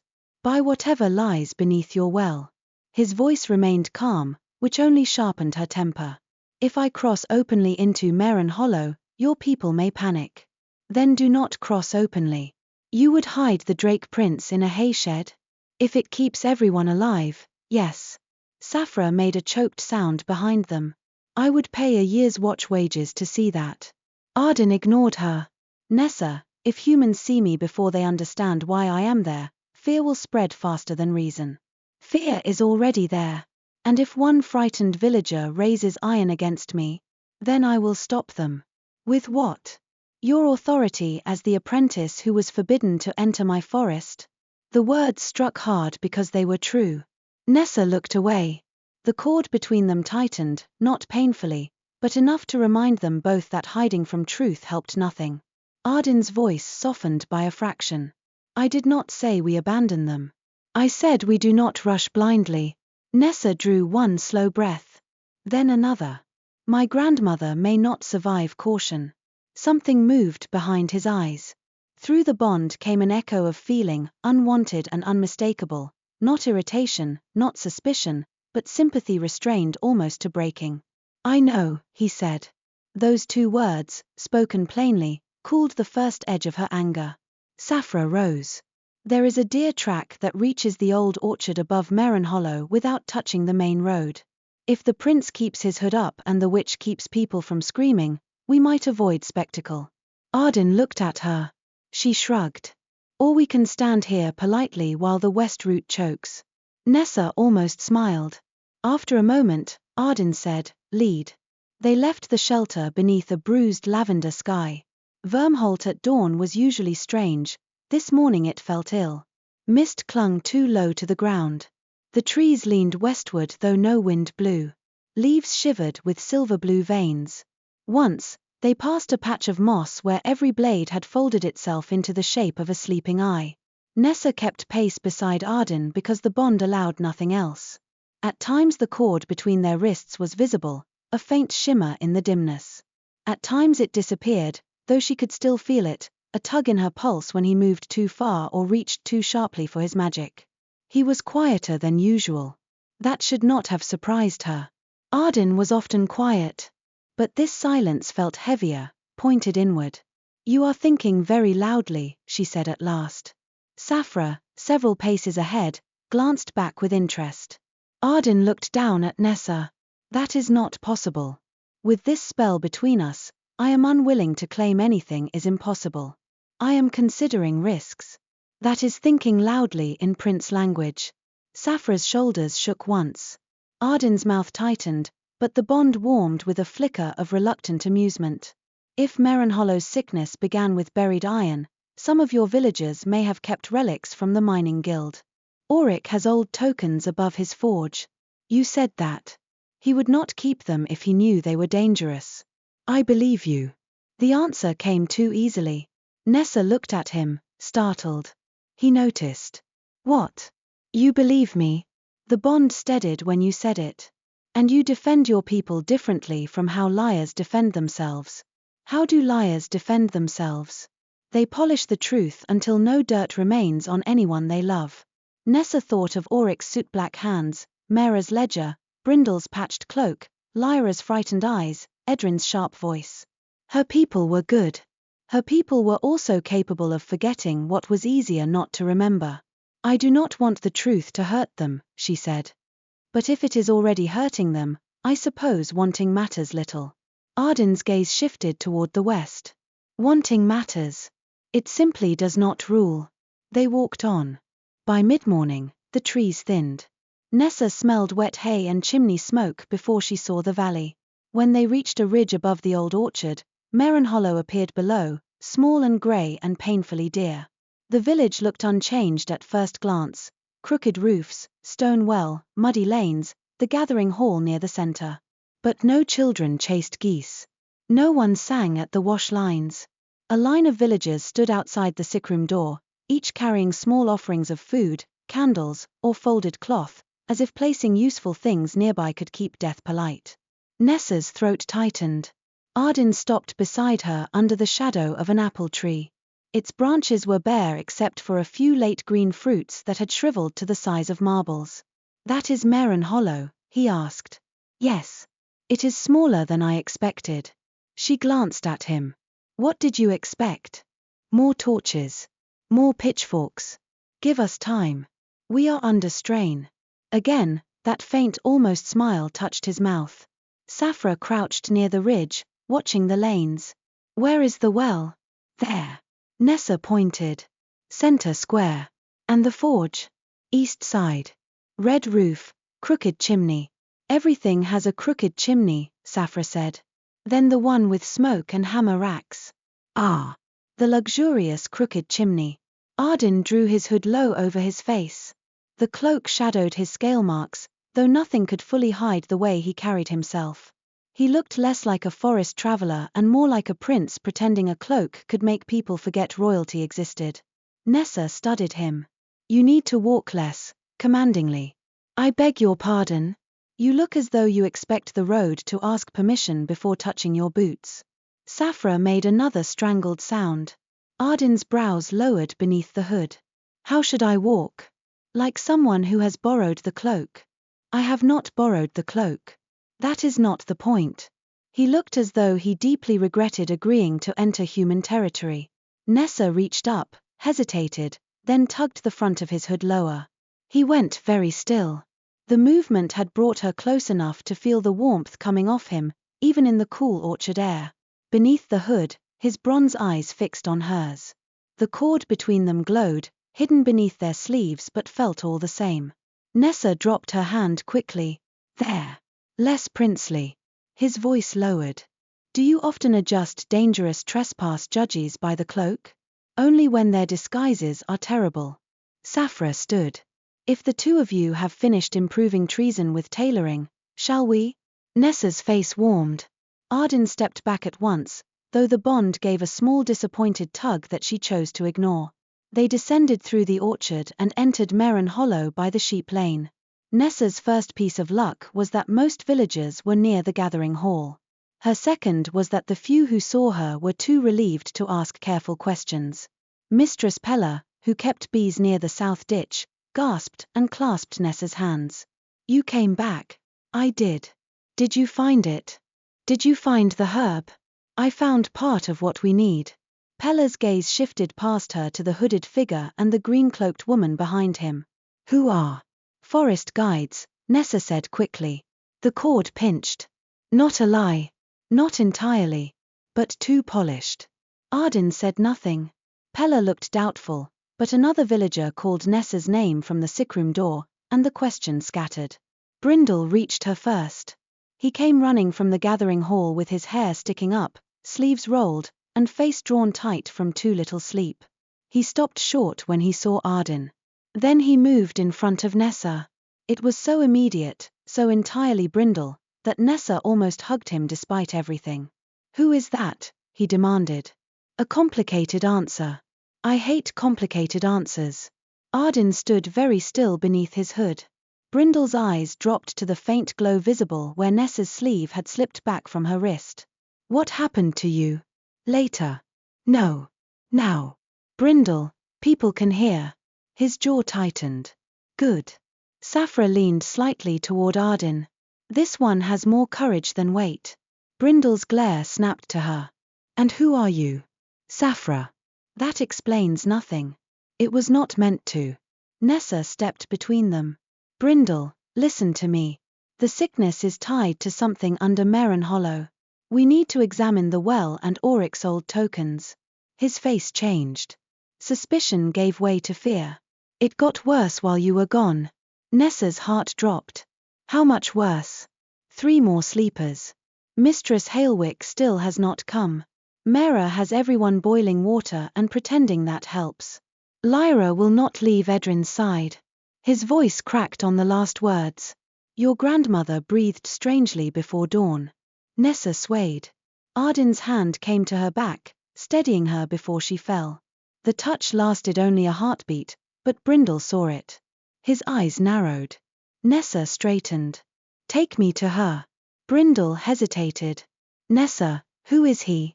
Ardyn lifted his head slightly.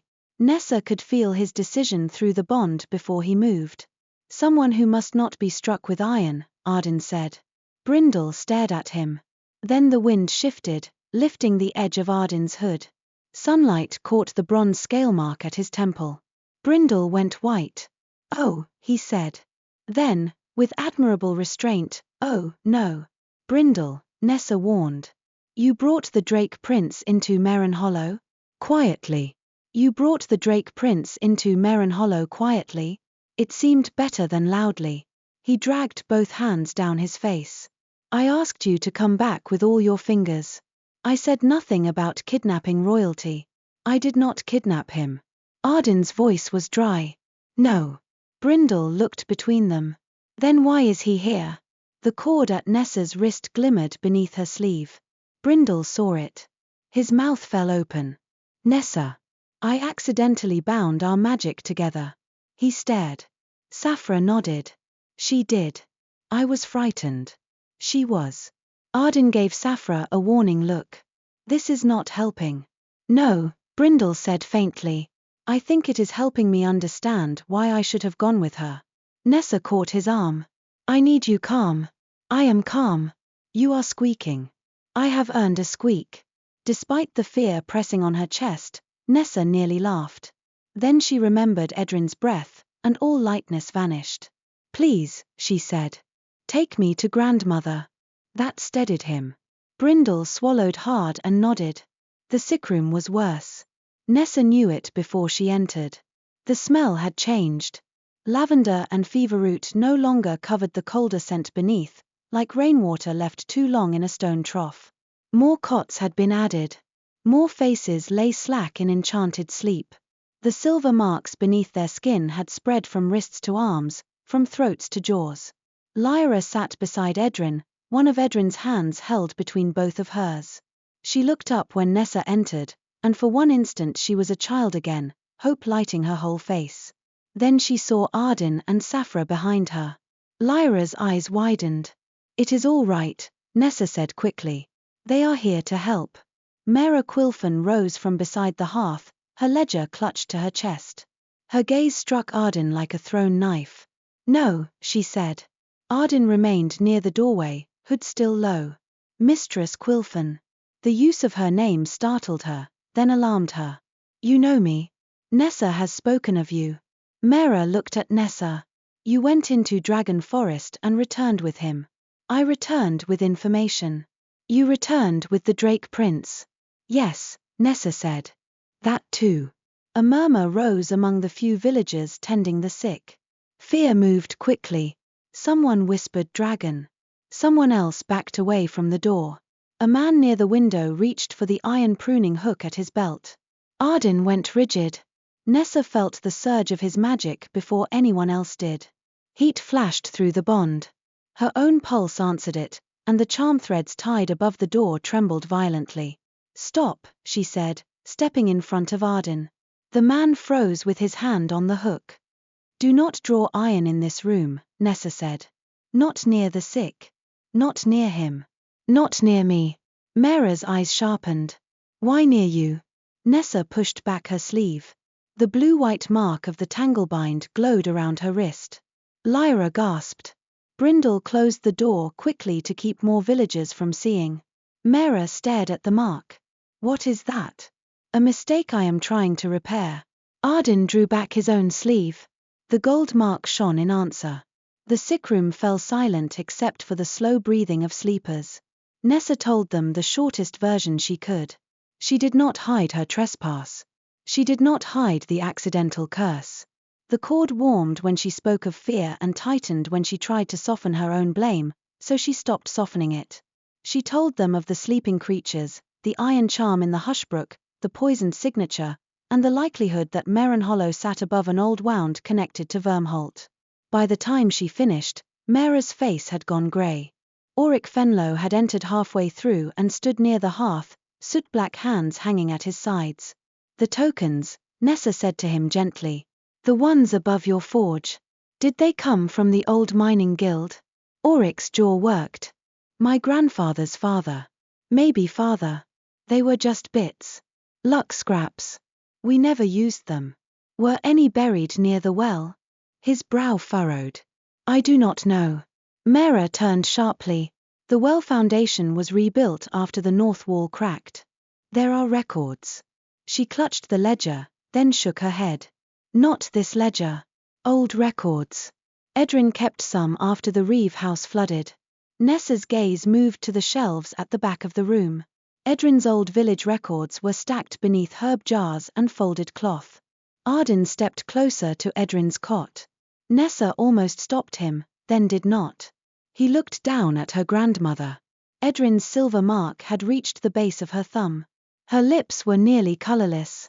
Nessa felt Ardyn's reaction through the bond, a contained flinch, like seeing an old fear in a new shape. She is deeply caught, he said. Lyra's eyes filled. Can you wake her? Ardyn looked at Nessa, not answering for her. That simple restraint almost undid her. We cannot wake her fully yet, Nessa said, kneeling beside the cot. But we may be able to ease the pull. Do it, Lyra whispered. Nessa looked at Ardyn. Can we? His gaze held hers. Together. No argument. No correction. Just the word, steady and solemn. Nessa took Edryn's hand. It felt too light. Ardyn stood opposite, his fingers hovering near the silver mark but not touching. The sickroom watched. Nessa closed her eyes. This was not like the root heart, though the magic bore the same silver-blue thread. Edryn's sleep was layered with human memories, the scent of rosemary drying in rafters, the sharp snap of her old voice, a child's hand in hers, grief folded away behind work, love disguised as scolding. The veil had wrapped around all of it, pulling her down toward something cold and buried. Nessa's breath hitched. Ardyn's warmth steadied at the edge of her spell. Not pushing. Not overwhelming. Waiting. She guided the smallest thread of her magic into Edryn's breath. Ardyn followed with a carefully banked ember of dragon heat. The silver mark dimmed. Edryn's fingers twitched. Lyra leaned forward. Grandmother? Edryn's eyelids fluttered but did not open. Not yet, Nessa whispered, though hope had risen painfully in her chest. The spell reached deeper. Then something below the village pulled back. Hard. Nessa felt herself falling, not physically, but inward, dragged by the silver thread through Edryn's sleep toward roots beneath stone. Cold closed over her. The sickroom vanished. Ardyn caught her hand. Not her wrist. Her hand. The contact blazed through the bond. Nessa, he said. His voice reached her as if through water. She clung to it. Together, they pulled free. Nessa gasped back into herself. The sickroom tilted. Ardyn still held her hand, his grip firm and warm, his expression no longer aloof. Fear stood plainly in his eyes before he shuttered it. Edryn drew one deep breath. The silver mark receded a finger's width. Lyra sobbed once, covering her mouth. Mera sank onto a stool. Nessa looked at Ardyn. You felt it? Yes. Under the village? Yes.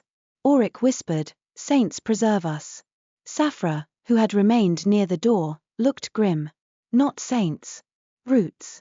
Mera found the old records in a cedar chest beneath the herb shelves. The pages smelled of damp and dust. She spread them across a table while Nessa drank bitter cedar tea with shaking hands. Ardyn stood at her side, near enough for the bond but far enough to offer dignity. Brindle hovered behind them, glaring at Ardyn whenever he thought Nessa was not looking. She noticed every time. The oldest map showed Marenhollow before half its current cottages existed. The well was marked not as a well but as North Shaft 4. Auric bowed his head. I thought the shafts were all beyond the ridge, Mera said. So did I, Nessa replied. Ardyn touched the map without touching the ink. This line follows the ley route. Mera frowned. That is a drainage mark. No, Ardyn said. It is older than the rest of the map. Whoever copied this did not know what they were copying. Nessa leaned closer. A faint curving line ran from the forest edge beneath the old orchard, through the square, under the well, and onward toward the eastern fields. Along it, someone had drawn small hook marks. Auric's face drained of color. Those match the tokens. Safra said, how many? Mera counted silently. 9 marked here. Perhaps more if the edge is torn. 9 iron charms along a ley route, Ardyn said. The room seemed to shrink around the words. Nessa pressed her fingers to the map. If they were buried generations ago, why is the sickness happening now? Ardyn looked toward the well through the window. Iron corrodes. Wards fail. Roots shift. Or something disturbed the pattern. Auric rubbed both hands over his face. We repaired the well wall in late winter. Dug deeper on the north side after the stones sank. Nessa remembered. The whole village remembered. It had been cold, muddy work. Auric and half the village had hauled stones for 3 days. Did you find anything? She asked. Old metal scraps. Hooks, mostly. Rusted near through. We threw them by the forge. Safra's voice went flat. You dug open a poisoned binding and left the pieces above hot coals. Auric flinched. Nessa stepped in before accusation could become a blade. They did not know. Ardyn's gaze remained on the map. No. But the root knew. The cord did not tighten. He believed what he said without cruelty. Mera closed her eyes. What must we do? Nessa answered before Ardyn could. Find the buried charms. Ardyn looked at her. Not all at once. Why? Because yanking 9 hooks from a wounded ley root may do more harm than leaving them. Then 1 at a time. With cleansing between each. And the cure. If we can cleanse the root enough to stop the pull, the moonbind may work. Nessa heard the may. Everyone did. Lyra stood beside Edrin's cot, small and pale and fiercely attentive. Then start. The first charm lay beneath the well. The square had filled by then despite Brindle's efforts to keep people away. Word had spread that Nessa had returned with the Drake Prince, though rumor had already improved the tale beyond recognition. By the time Nessa reached the well, she heard someone whisper that she had defeated Ardyn in single combat and dragged him back by a spell chain. Safra, hearing it too, leaned toward her. You are becoming very impressive. Do not encourage them. I am encouraging myself. Ardyn's hood was still up, but secrecy was gone. Villagers stood in doorways, clutching tools, children, prayer beads, one another. Fear moved among them, but so did hope. The sight of their faces made Nessa feel both stronger and more breakable. Mera raised her voice. No iron near the well.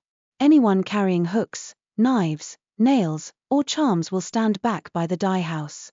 There was muttering, but Auric stepped forward and emptied his own belt onto the ground, knife, awl, hammer, nails. One by one, others obeyed. Ardyn watched this with unreadable eyes. Nessa wondered what it cost him to stand in the center of a human village while iron clattered onto stones nearby. Too much, perhaps. She moved closer, just enough that her sleeve brushed his. The bond warmed. He did not look at her, but some of the tension in his shoulders eased. Auric and Brindle lifted the well's old cover stones under Mera's direction. Nessa knelt at the edge and peered down. The water below reflected a sky too dark for midday. Ardyn crouched beside her. There. She saw it, a silver-blue pulse beneath the inner wall. How do we reach it? Carefully. Your favorite word.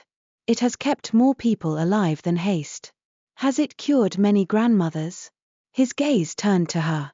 The words had come out harsher than she intended. She opened her mouth to apologize, but he spoke first. No, he said quietly. But it has kept princes from burning wells in anger. That silenced her. The cord remained steady. Nessa looked down into the well. Then carefully. They tied no iron hooks to the rope. Auric found an old copper grappling loop used for lifting dye barrels, and Nessa strengthened the rope with charm thread while Ardyn warmed the fibers so they would not snap. The first attempt brought up only mud. The second brought up a stone covered in black slime. The third brought up a rusted charm shaped like a hook with 3 leaf rib marks. The moment it crossed the lip of the well, every sleeper in the sickroom cried out. The sound carried through the square. Nessa nearly dropped the rope. Ardyn seized it above her hands. Do not let go. The iron charm smoked inside the copper loop. The air filled with the bitter metallic smell she had sensed at the forest edge. What now? Brindle demanded. Nessa could hear shouting from the sickroom. Lyra calling her name. Her instinct screamed to run inside. Ardyn's hand closed over hers on the rope. Stay, he said. If we drop it back, the pull deepens. Nessa's eyes stung. They are hurting. Yes. The single word carried no comfort, but it carried presence.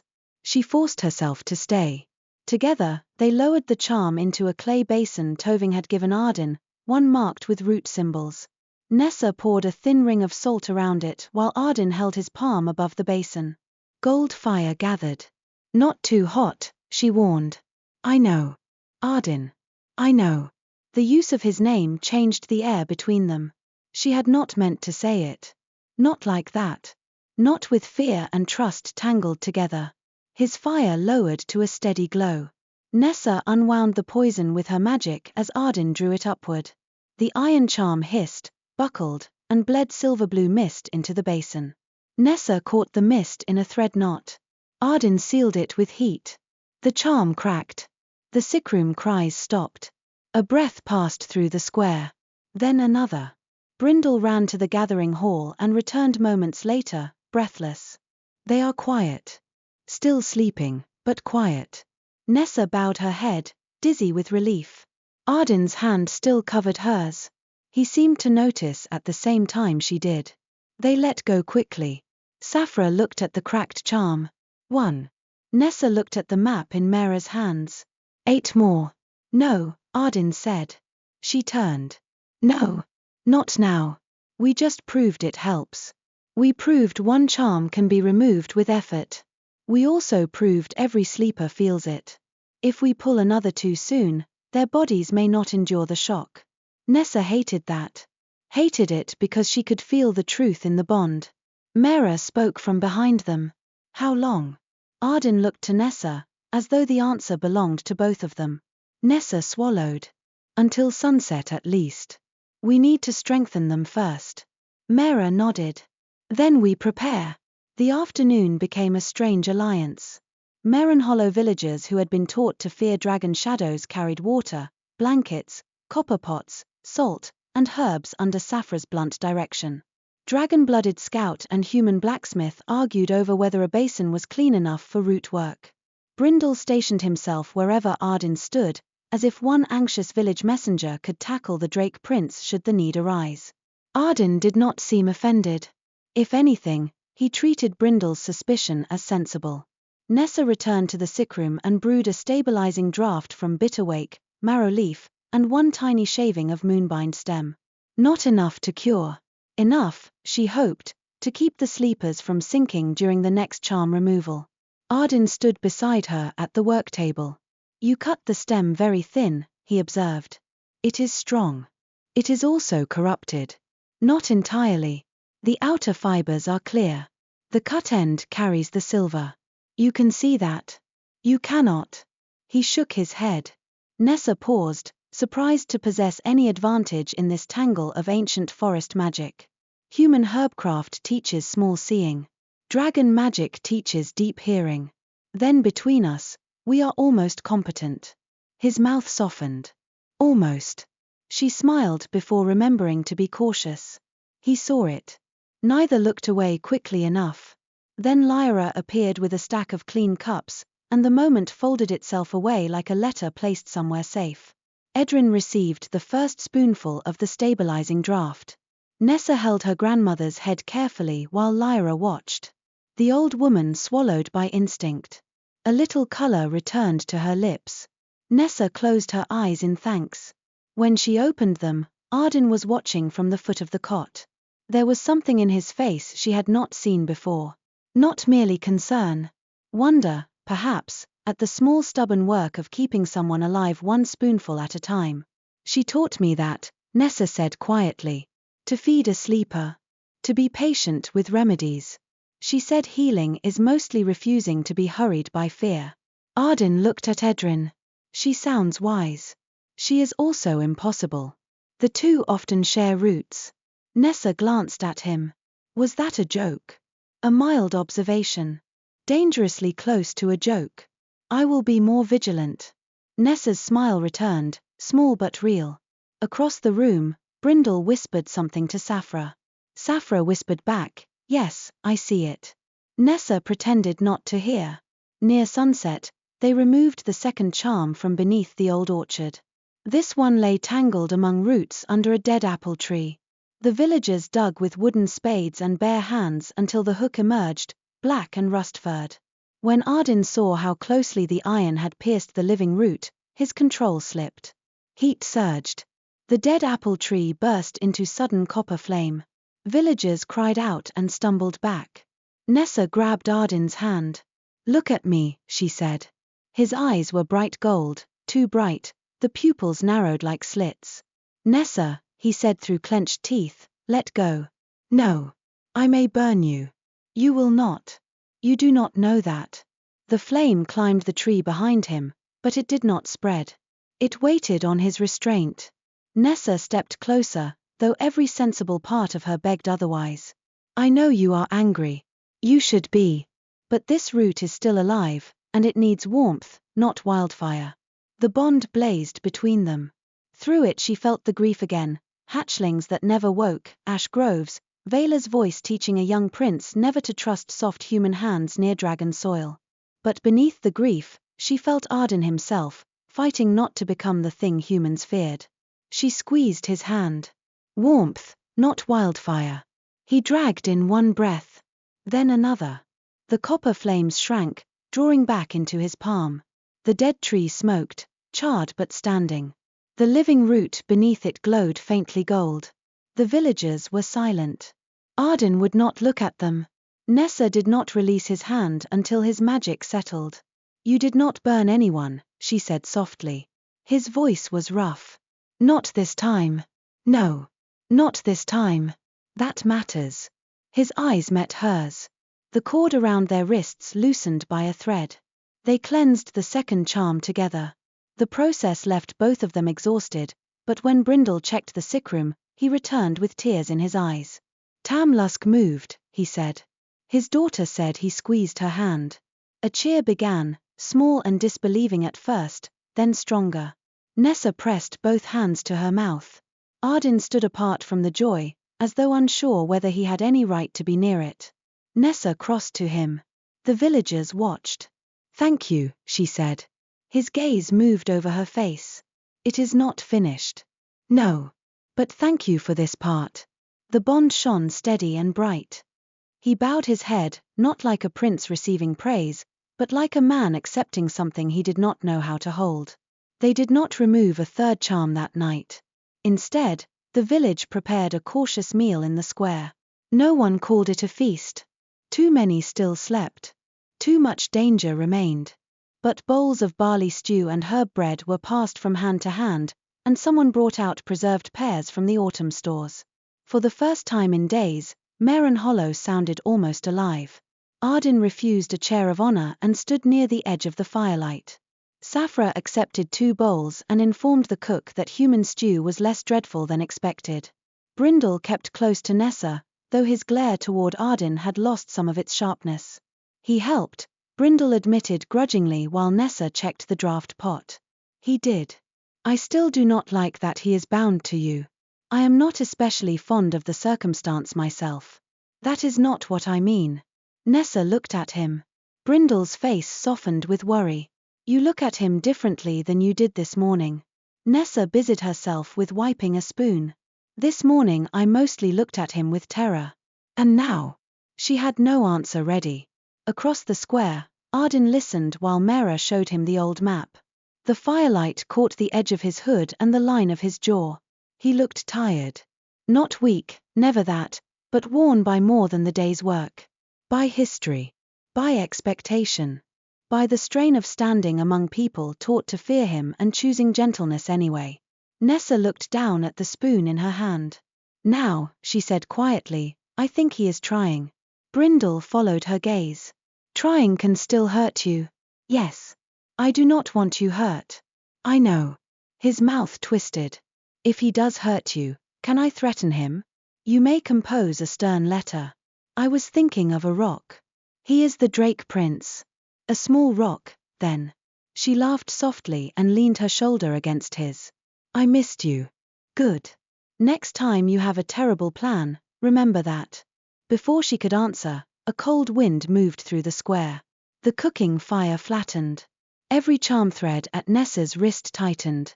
Ardyn turned sharply toward the northern road. Saphra was already reaching for her spear. From the orchard path came Veyla Thorncrown.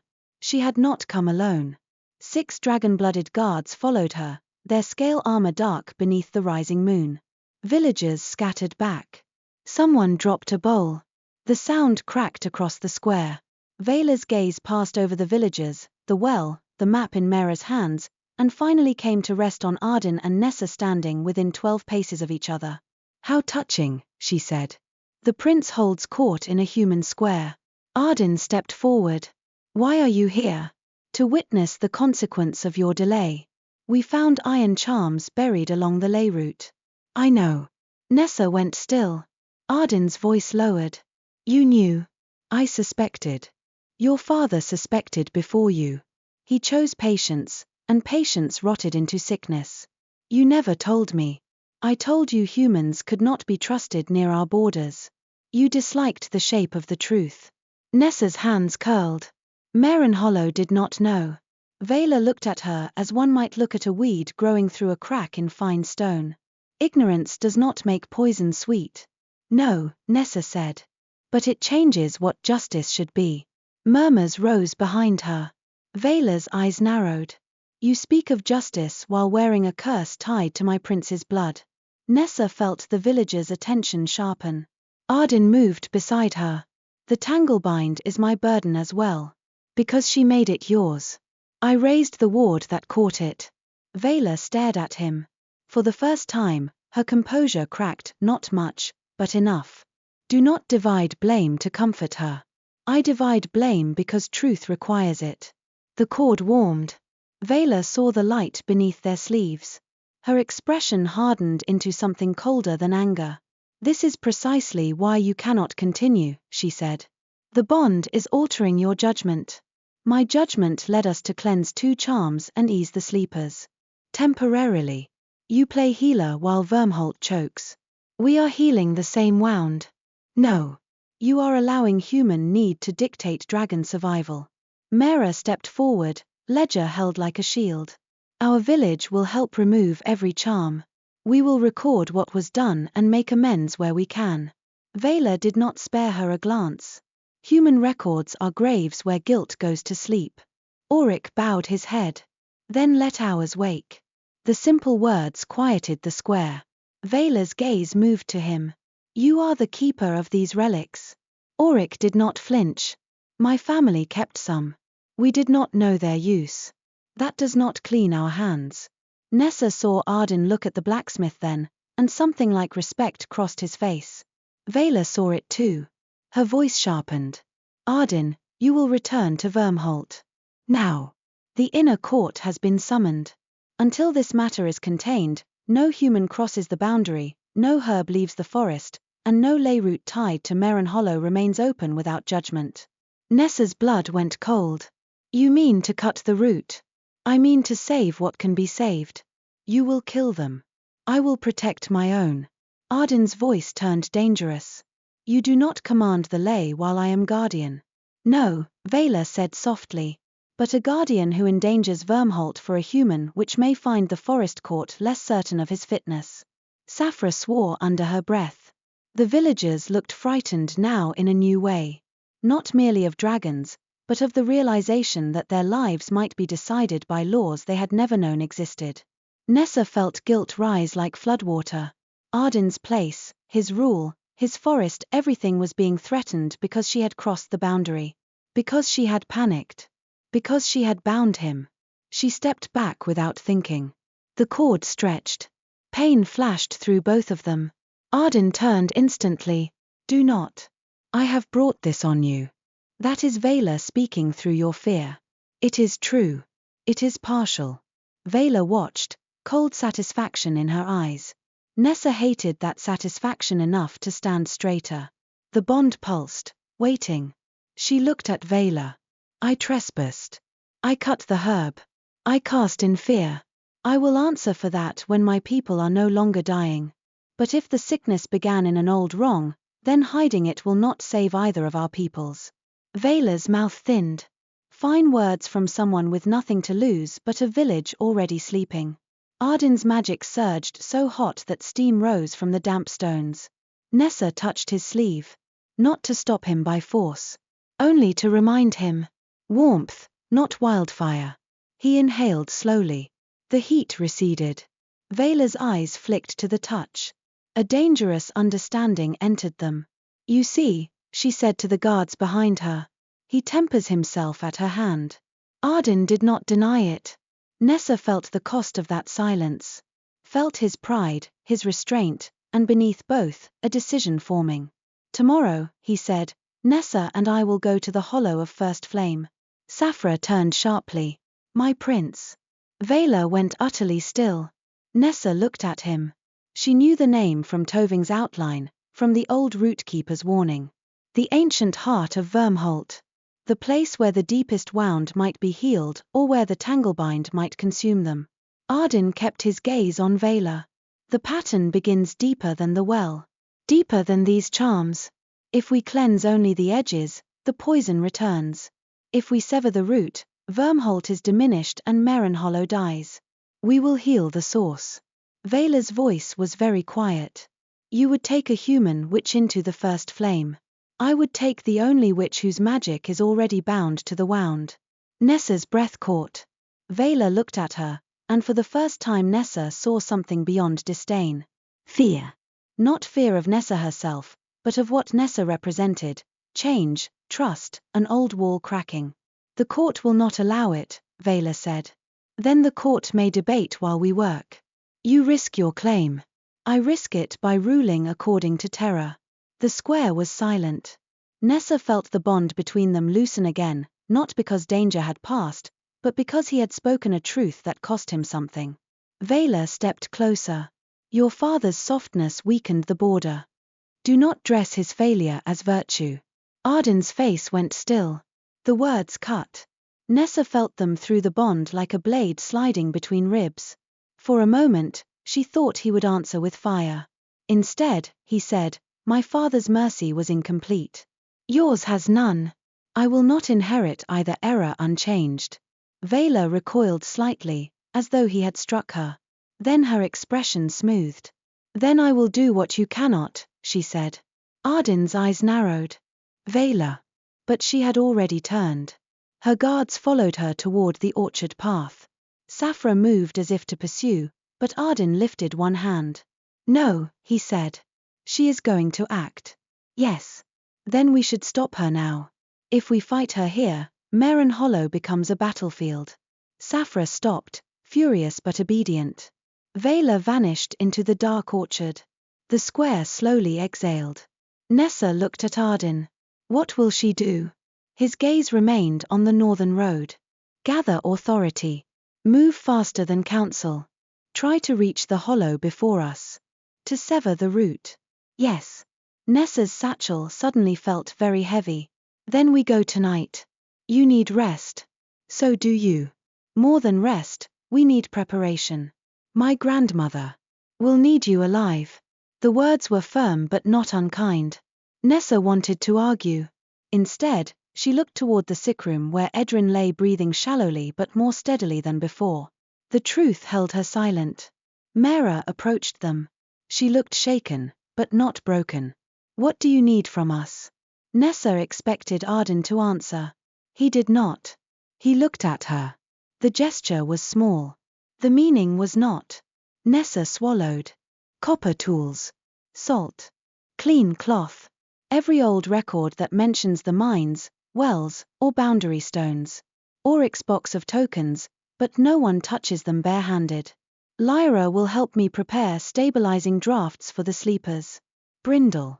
I am coming, Brindle said at once. No. His face fell into familiar mutiny. Nessa touched his arm. I need someone I trust here.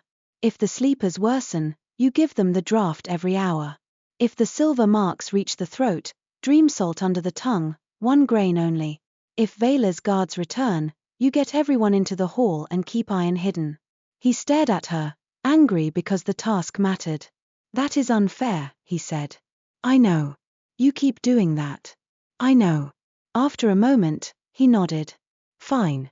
But I will be furious when you return. That seems to be a theme. Lyra came to Nessa near the sickroom door, holding a bundle of cloth. For your hands, she said. Grandmother always said you forget gloves when frightened. Nessa took the bundle and hugged her. Lyra whispered, Is he good? Nessa looked over her cousin's shoulder at Ardyn. He stood apart from the villagers, listening to Mera and Oryx discuss old records. Saphra hovered near him, watchful. He looked solitary even in a crowd, like a flame no one knew whether to approach for warmth or fear. I think, Nessa said slowly, he is trying very hard to be. Lyra considered that with grave seriousness. That counts. Yes, Nessa said. It does. Later, when the village had quieted and the moon rose over the orchard, Nessa returned to Ardyn's cot one last time before leaving. Her grandmother's breathing was still weak, but not as shallow. The silver mark had not vanished, yet it had stopped climbing. Nessa sat beside her and took her hand. I found the nettle, she whispered. And the trouble beneath it. You might have mentioned the dragon forest was full of politics, wounded roots, and princes with impossible tempers. Ardyn did not stir. Nessa blinked hard. I am frightened, she admitted. I keep pretending I am only determined, but I am frightened all the way through. The tangled warmed faintly. Ardyn stood outside the doorway, far enough to give privacy, near enough for the bond. She wondered if he felt the confession. Likely he did. I do not know if I can fix this, Nessa said. But I know more now. And I am not alone. Ardyn's fingers twitched. Nessa froze. The old woman's lips moved. No sound came at first. Then, faint as dry leaves, she whispered, Good. Nessa bent over her hand and wept once, silently, because there was no time for more. When she stepped outside, Ardyn waited under the eaves with his hood down. Moonlight silvered his dark hair and caught the bronze in his eyes. She spoke, he asked. One word. A useful one? Nessa gave a shaky smile. Very. He nodded. For a moment, the village was quiet around them. Beyond the cottages, Vyrmholt stood black against the stars. Between village and forest lay old wrongs, buried iron, and one narrow path neither of them could walk alone. I am sorry, Nessa said. Ardyn looked at her. For what part? All of it. The trespass. The curse. Your court. Veyla. The danger to your claim. He was silent long enough that she feared she had said too much. Then he answered, I am sorry for the fear that made my people close the forest so tightly that a healer had to become a trespasser. The bond shone bright and gentle between them. Nessa's throat tightened. I still should have asked better than speaking to stones, she said. Yes, he said. You should have. She laughed softly despite herself. His expression warmed. Not much. But enough. Then he reached into a pouch at his belt and withdrew something small wrapped in dark leaf. Toving sent this by spark message. Saphra found it waiting at the orchard stones. Nessa accepted it. Inside lay a tiny root-carved bead, warm to the touch. What is it? A listening charm. It will guide us toward the strongest wound when we enter the deeper forest. That sounds helpful. It may also scream if we are near corruption. Less helpful. Still accurate. She tucked it carefully into her satchel. Ardyn's gaze lowered to her hands. You are still trembling. I know. You should sleep. So should you. Yes. Neither moved. Nessa looked toward the gathering hall. I keep thinking if I close my eyes, someone will stop breathing. I know that fear. The quiet answer drew her gaze back to him. He did not look away this time. My father died after 3 days of fever, Ardyn said. Not in battle. Not by poison or curse. Fever. All the fire in his blood, and none of it could warm him rightly. I sat beside him listening between breaths. Nessa's chest ached. I am sorry. His eyes remained on the dark village lane. After he died, Veyla told me a ruler must learn which griefs to survive privately. I believed her for a long time. And now I am beginning to think private grief grows teeth. The cord between them glowed like a banked star. Nessa wanted to take his hand. The wanting startled her so much that she did not move. Ardyn's gaze flicked to her hand, then back to her face. Through the bond came an answering awareness, warm and restrained and quickly hidden. Not yet, Nessa thought. Perhaps he thought the same. They stood side by side beneath the eaves until Mera came out with the old maps and ruined the moment by asking where one packed dragonroot residue without accidentally poisoning a flour sack. By midnight, preparations were finished. Nessa slept for 3 hours on a bench beside Edrin's cot, waking twice to check pulses. Ardyn remained outside with Safra, speaking in low voices with Mera and Auric. When dawn paled the windows, Nessa rose feeling as if she had been stitched together with thread too thin for the cloth. The village gathered at the northern edge to see them off. No one cheered. The danger was too large for cheering. But Mistress Pella pressed honey cakes into Safra's hands. Auric gave Ardyn a copper-edged digging blade and bowed his head without speaking. Brindle hugged Nessa fiercely, then stepped back and pointed at Ardyn. Bring her back. Ardyn considered him solemnly. I intend to. Brindle blinked, apparently wrong-footed by the direct answer. Good. Lyra kissed Nessa's cheek. Grandmother will want details. I will make them sound less alarming. No, you will not. She hates that. Nessa laughed and hugged her again. At last, Nessa and Ardyn turned toward Vyrmholt. This time, she did not enter as a thief beneath the trees. She entered with the Drake Prince beside her, the village watching behind her, and a truth heavy in her satchel. The sickness was not simply a curse to break or a potion to brew. It was history made poisonous because too many people had buried it and called the ground clean. At the boundary stones, Ardyn paused. Nessa looked at him. What is it? He studied the carvings on the old stones. This border has been a wall for longer than I have been alive. Yes. When we return, it must become something else. When? She repeated. His gaze met hers. Yes. When? The word steadied her more than any promise could have. They crossed into Vyrmholt together. Behind them, Marenhollow waited. Ahead, hidden deep beneath ancient trees, the hollow of First Flame waited too. Vyrmholt did not welcome them back. The boundary stones vanished behind Nessa and Ardyn as soon as they crossed, but this time the forest did not wrap itself in watchful silence. It groaned.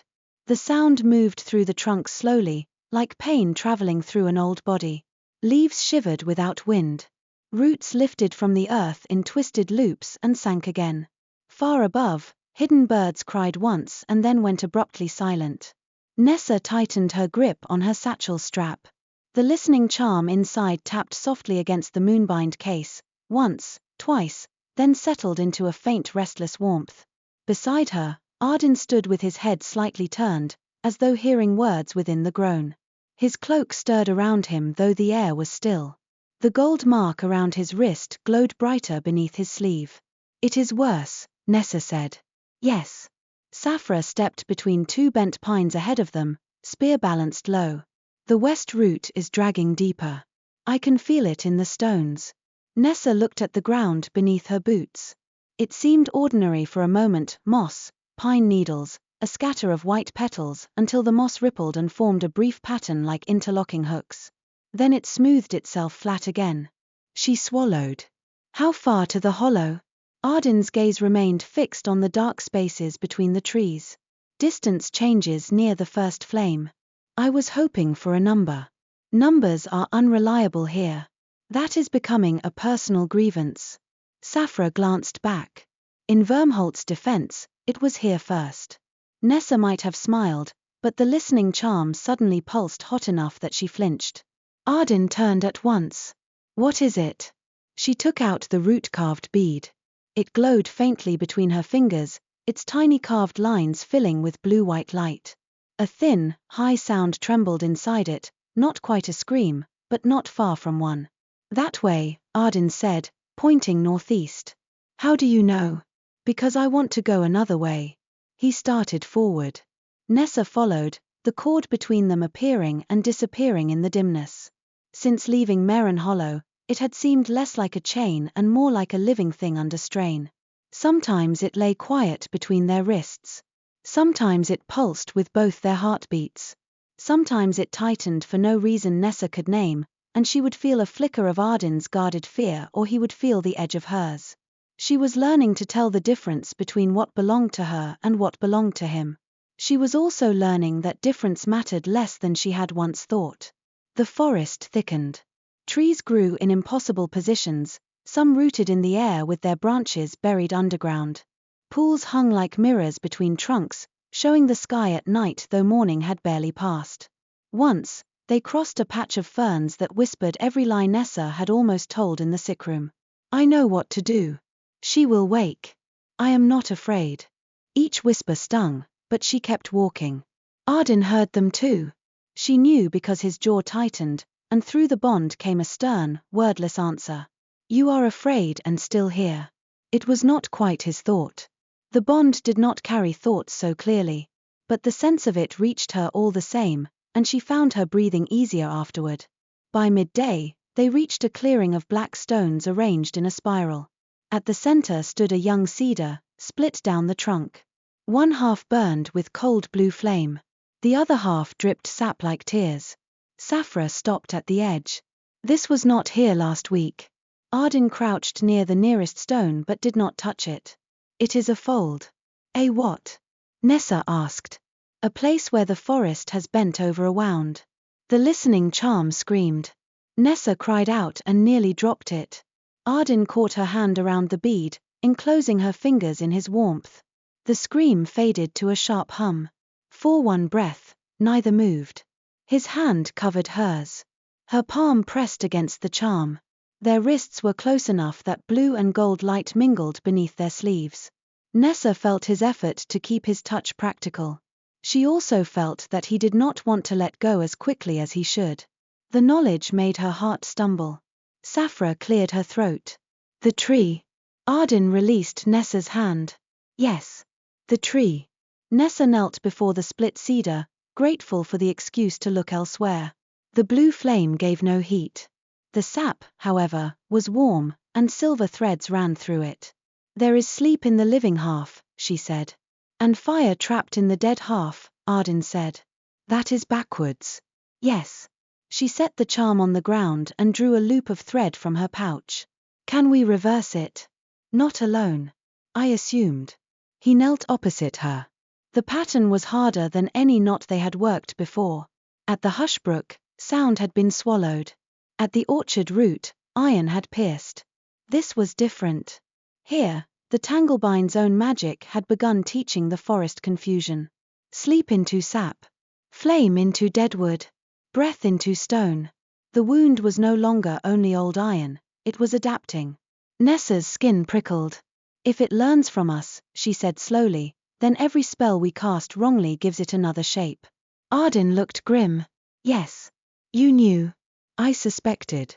That would have been useful to mention. I did not wish to add fear.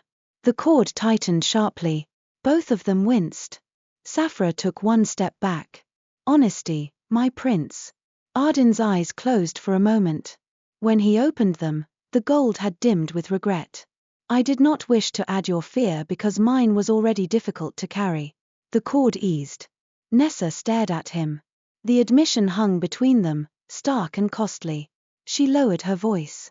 I would rather carry true fear with you than false calm beside you. His gaze met hers. The cold flame on the cedar flickered. The sap slowed. Ardyn bowed his head once. Then I will not hide the next danger. That sounds ominous. It is. The tanglebind is tightening around the deeper root.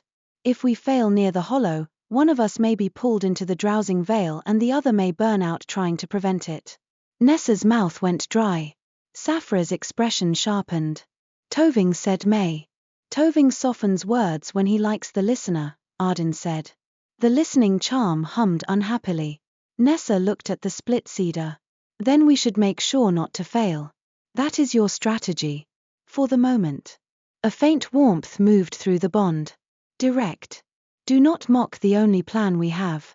I would not dare. Together, they began. Nessa guided her thread into the sap, naming the sleep where it did not belong. Ardyn placed one hand near the cold flame and called warmth back into it, not fire unleashed, but fire remembered. Their magic met in the split trunk. At first, the cedar resisted.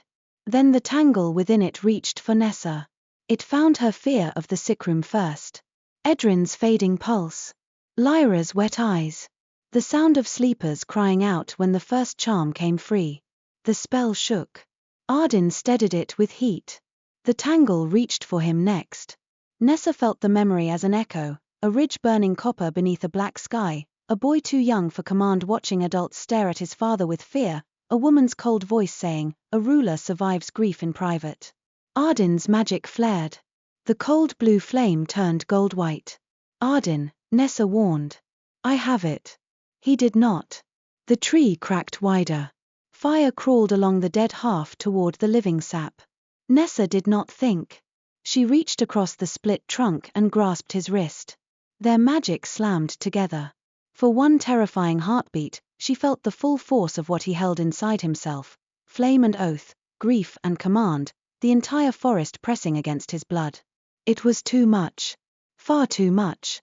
Her own magic nearly vanished beneath it. Then she heard Edrin's voice in memory. Small seeing, Nessa. Do not stare at the storm. Find the thread. She found it. Not all of Ardyn's power. Not the grief, not the crown, not the fear of becoming dangerous. One thread only, his desire not to harm what he loved. Nessa held that thread with all the precision she had. Warmth, she said. Not wildfire. His breath caught. The gold-white blaze softened.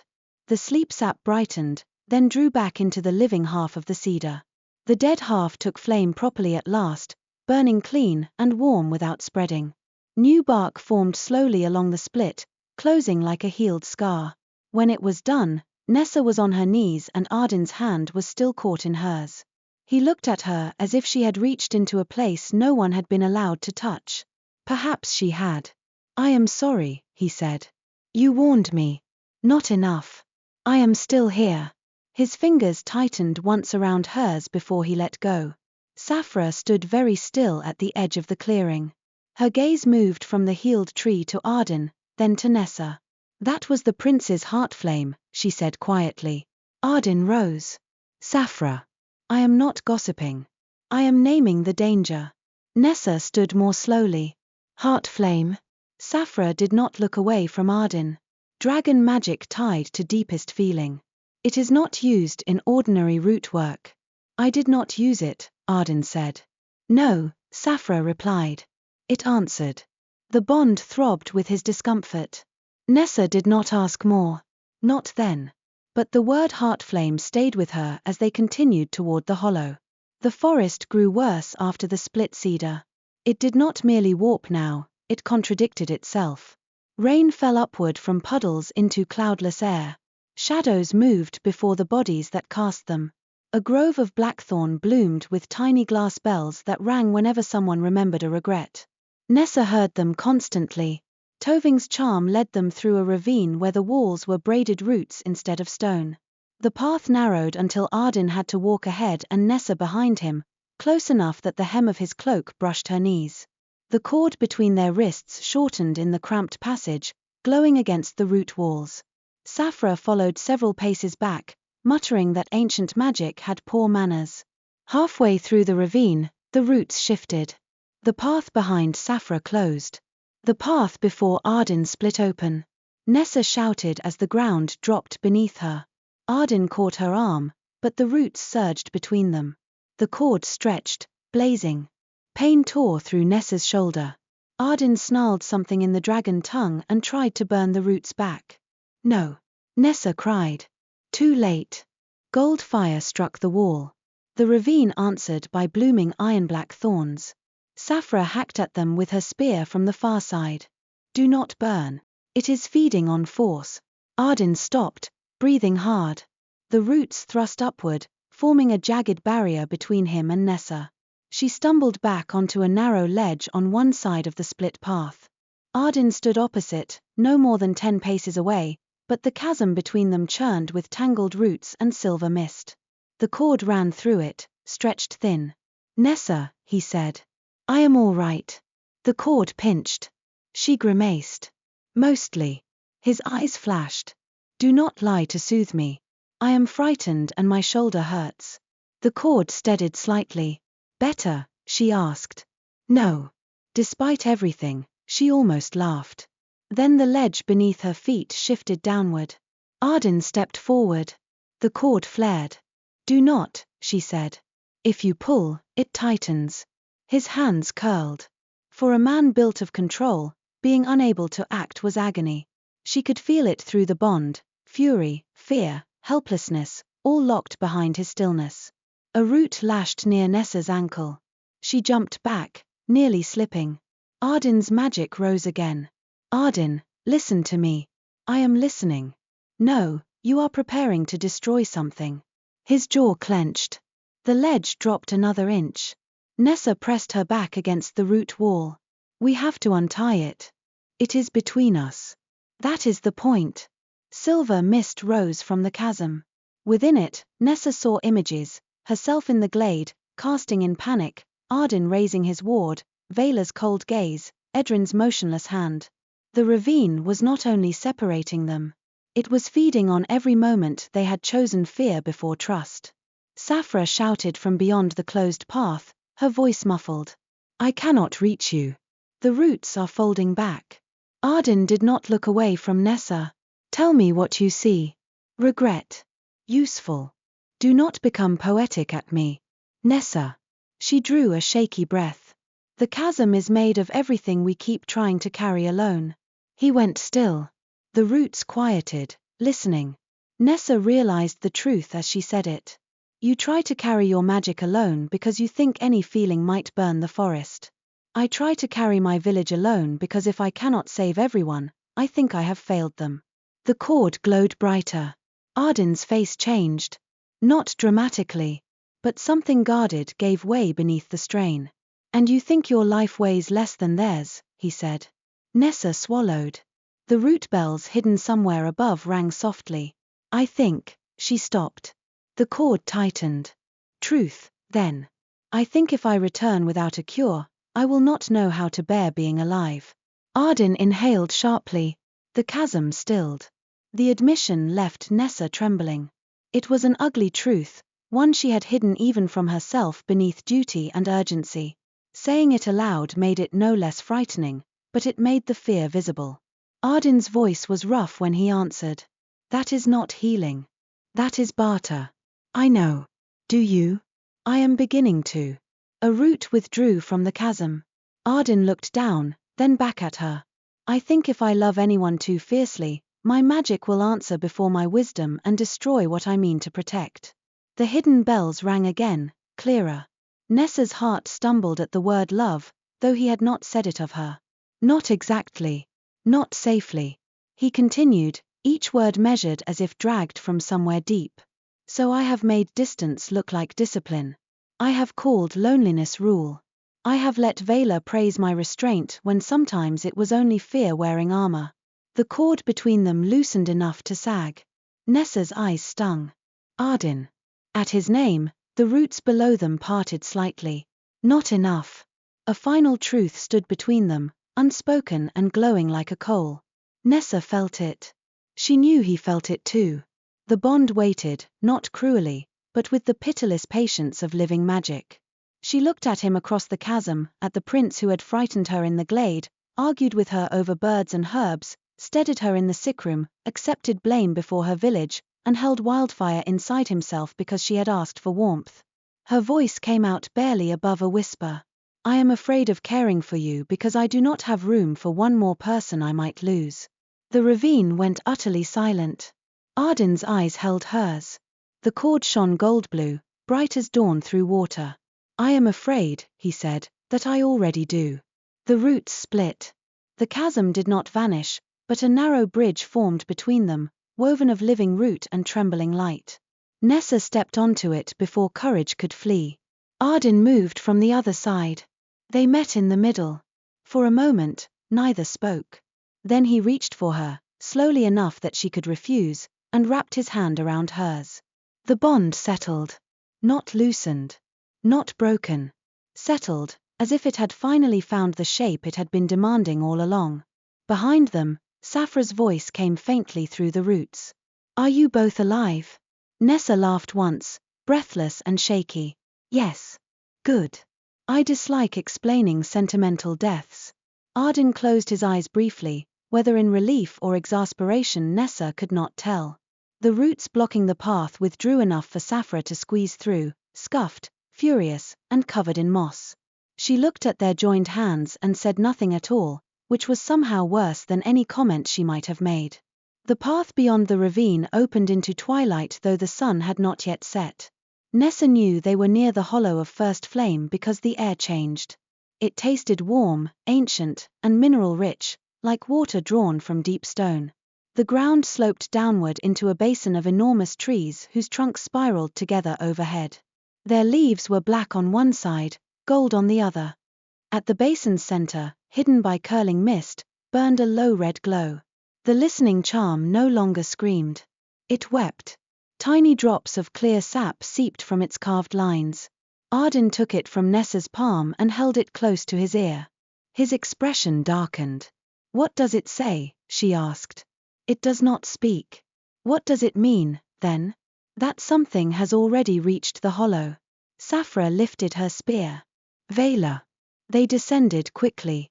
The first sign of Veyl's passage was not a footprint. It was a ring of ash around a sleeping fox. The creature breathed but would not wake when Nessa touched its flank.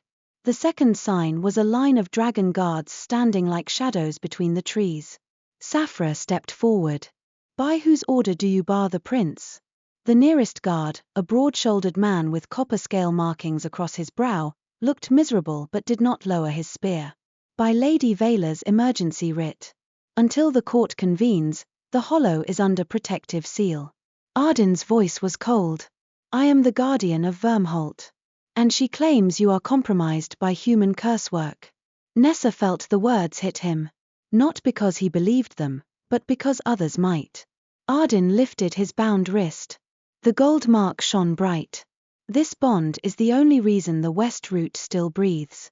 The guard's eyes flicked toward Nessa, uncertain. Veyl's voice drifted through the mist behind him.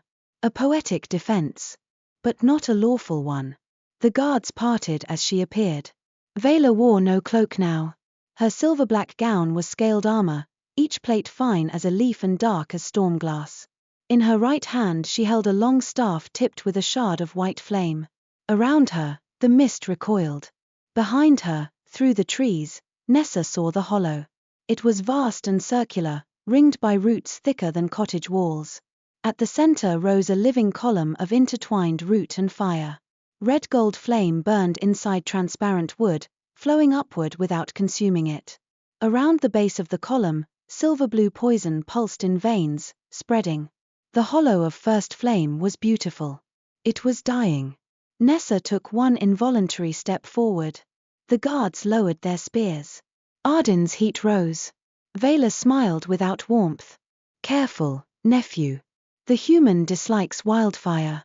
Nessa felt his anger flare and placed her hand near his, not touching, but close enough. He steadied. Veyla's eyes sharpened. You mistake dependence for balance, she said. This bond has made you answer to her fear. Ardyn's voice was quiet. And your grief has made you answer to nothing else. The words struck deep. Veyla's expression did not change, but the white flame atop her staff snapped higher. You speak of my grief as though you did not inherit safety from it. I inherited walls. Some were needed. Some became cages. Cages keep predators out. They also keep wounds in. Veyla's gaze cut to Nessa. You have taught him human phrases. No, Nessa said. He has learned to say aloud what the forest already knows. Veyla's face hardened. The forest knows humans buried iron in its roots. The forest knows dragon hatchlings died without waking. The forest knows mercy gave Marenhollow generations to forget while Vyrmholt remembered in rot. Nessa's voice softened despite her fear. Yes. It knows all that. Veyla seemed wrong-footed by agreement. Nessa stepped forward until the guard's spears nearly touched her cloak. I will not tell you the old wrong was small. I will not tell you ignorance heals harm. But my grandmother is sleeping under the same poison. So are children. So are your firelarks and root hearts. If you cut this root, you will not erase what humans did. You will only teach the wound to spread in another direction. You know nothing of dragon wounds. No, Nessa said. But I know wounds. And I know cutting away living flesh because the scar frightens you can kill what you mean to save. The bond glowed steady. For a moment, the white flame atop Veyla's staff trembled. Then her expression closed. I offered counsel for years, she said to Ardyn. I watched your father wait. I watched you inherit waiting and call it wisdom. I will not watch Vyrmholt die to preserve a village built over hooks. She turned toward the hollow. Ardyn moved. So did the guards. Saphra struck first, sweeping one spear aside with the shaft of her own. Ardyn did not draw a weapon. He lifted his hand, and roots burst from the ground, not impaling, not crushing, but binding the guard's feet in place. Nessa felt the cost through the bond and fed him a thread of precision, shaping the roots away from bone and breath.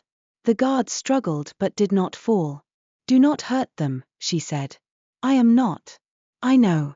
The answer came with a flash of trust so clean that the cord brightened. Veyla reached the inner ring.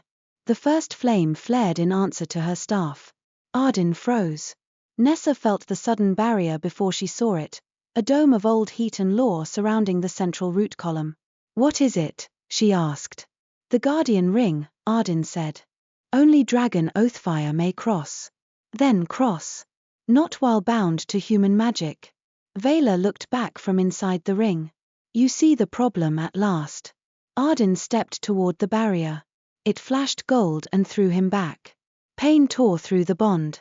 Nessa cried out and stumbled, clutching her wrist.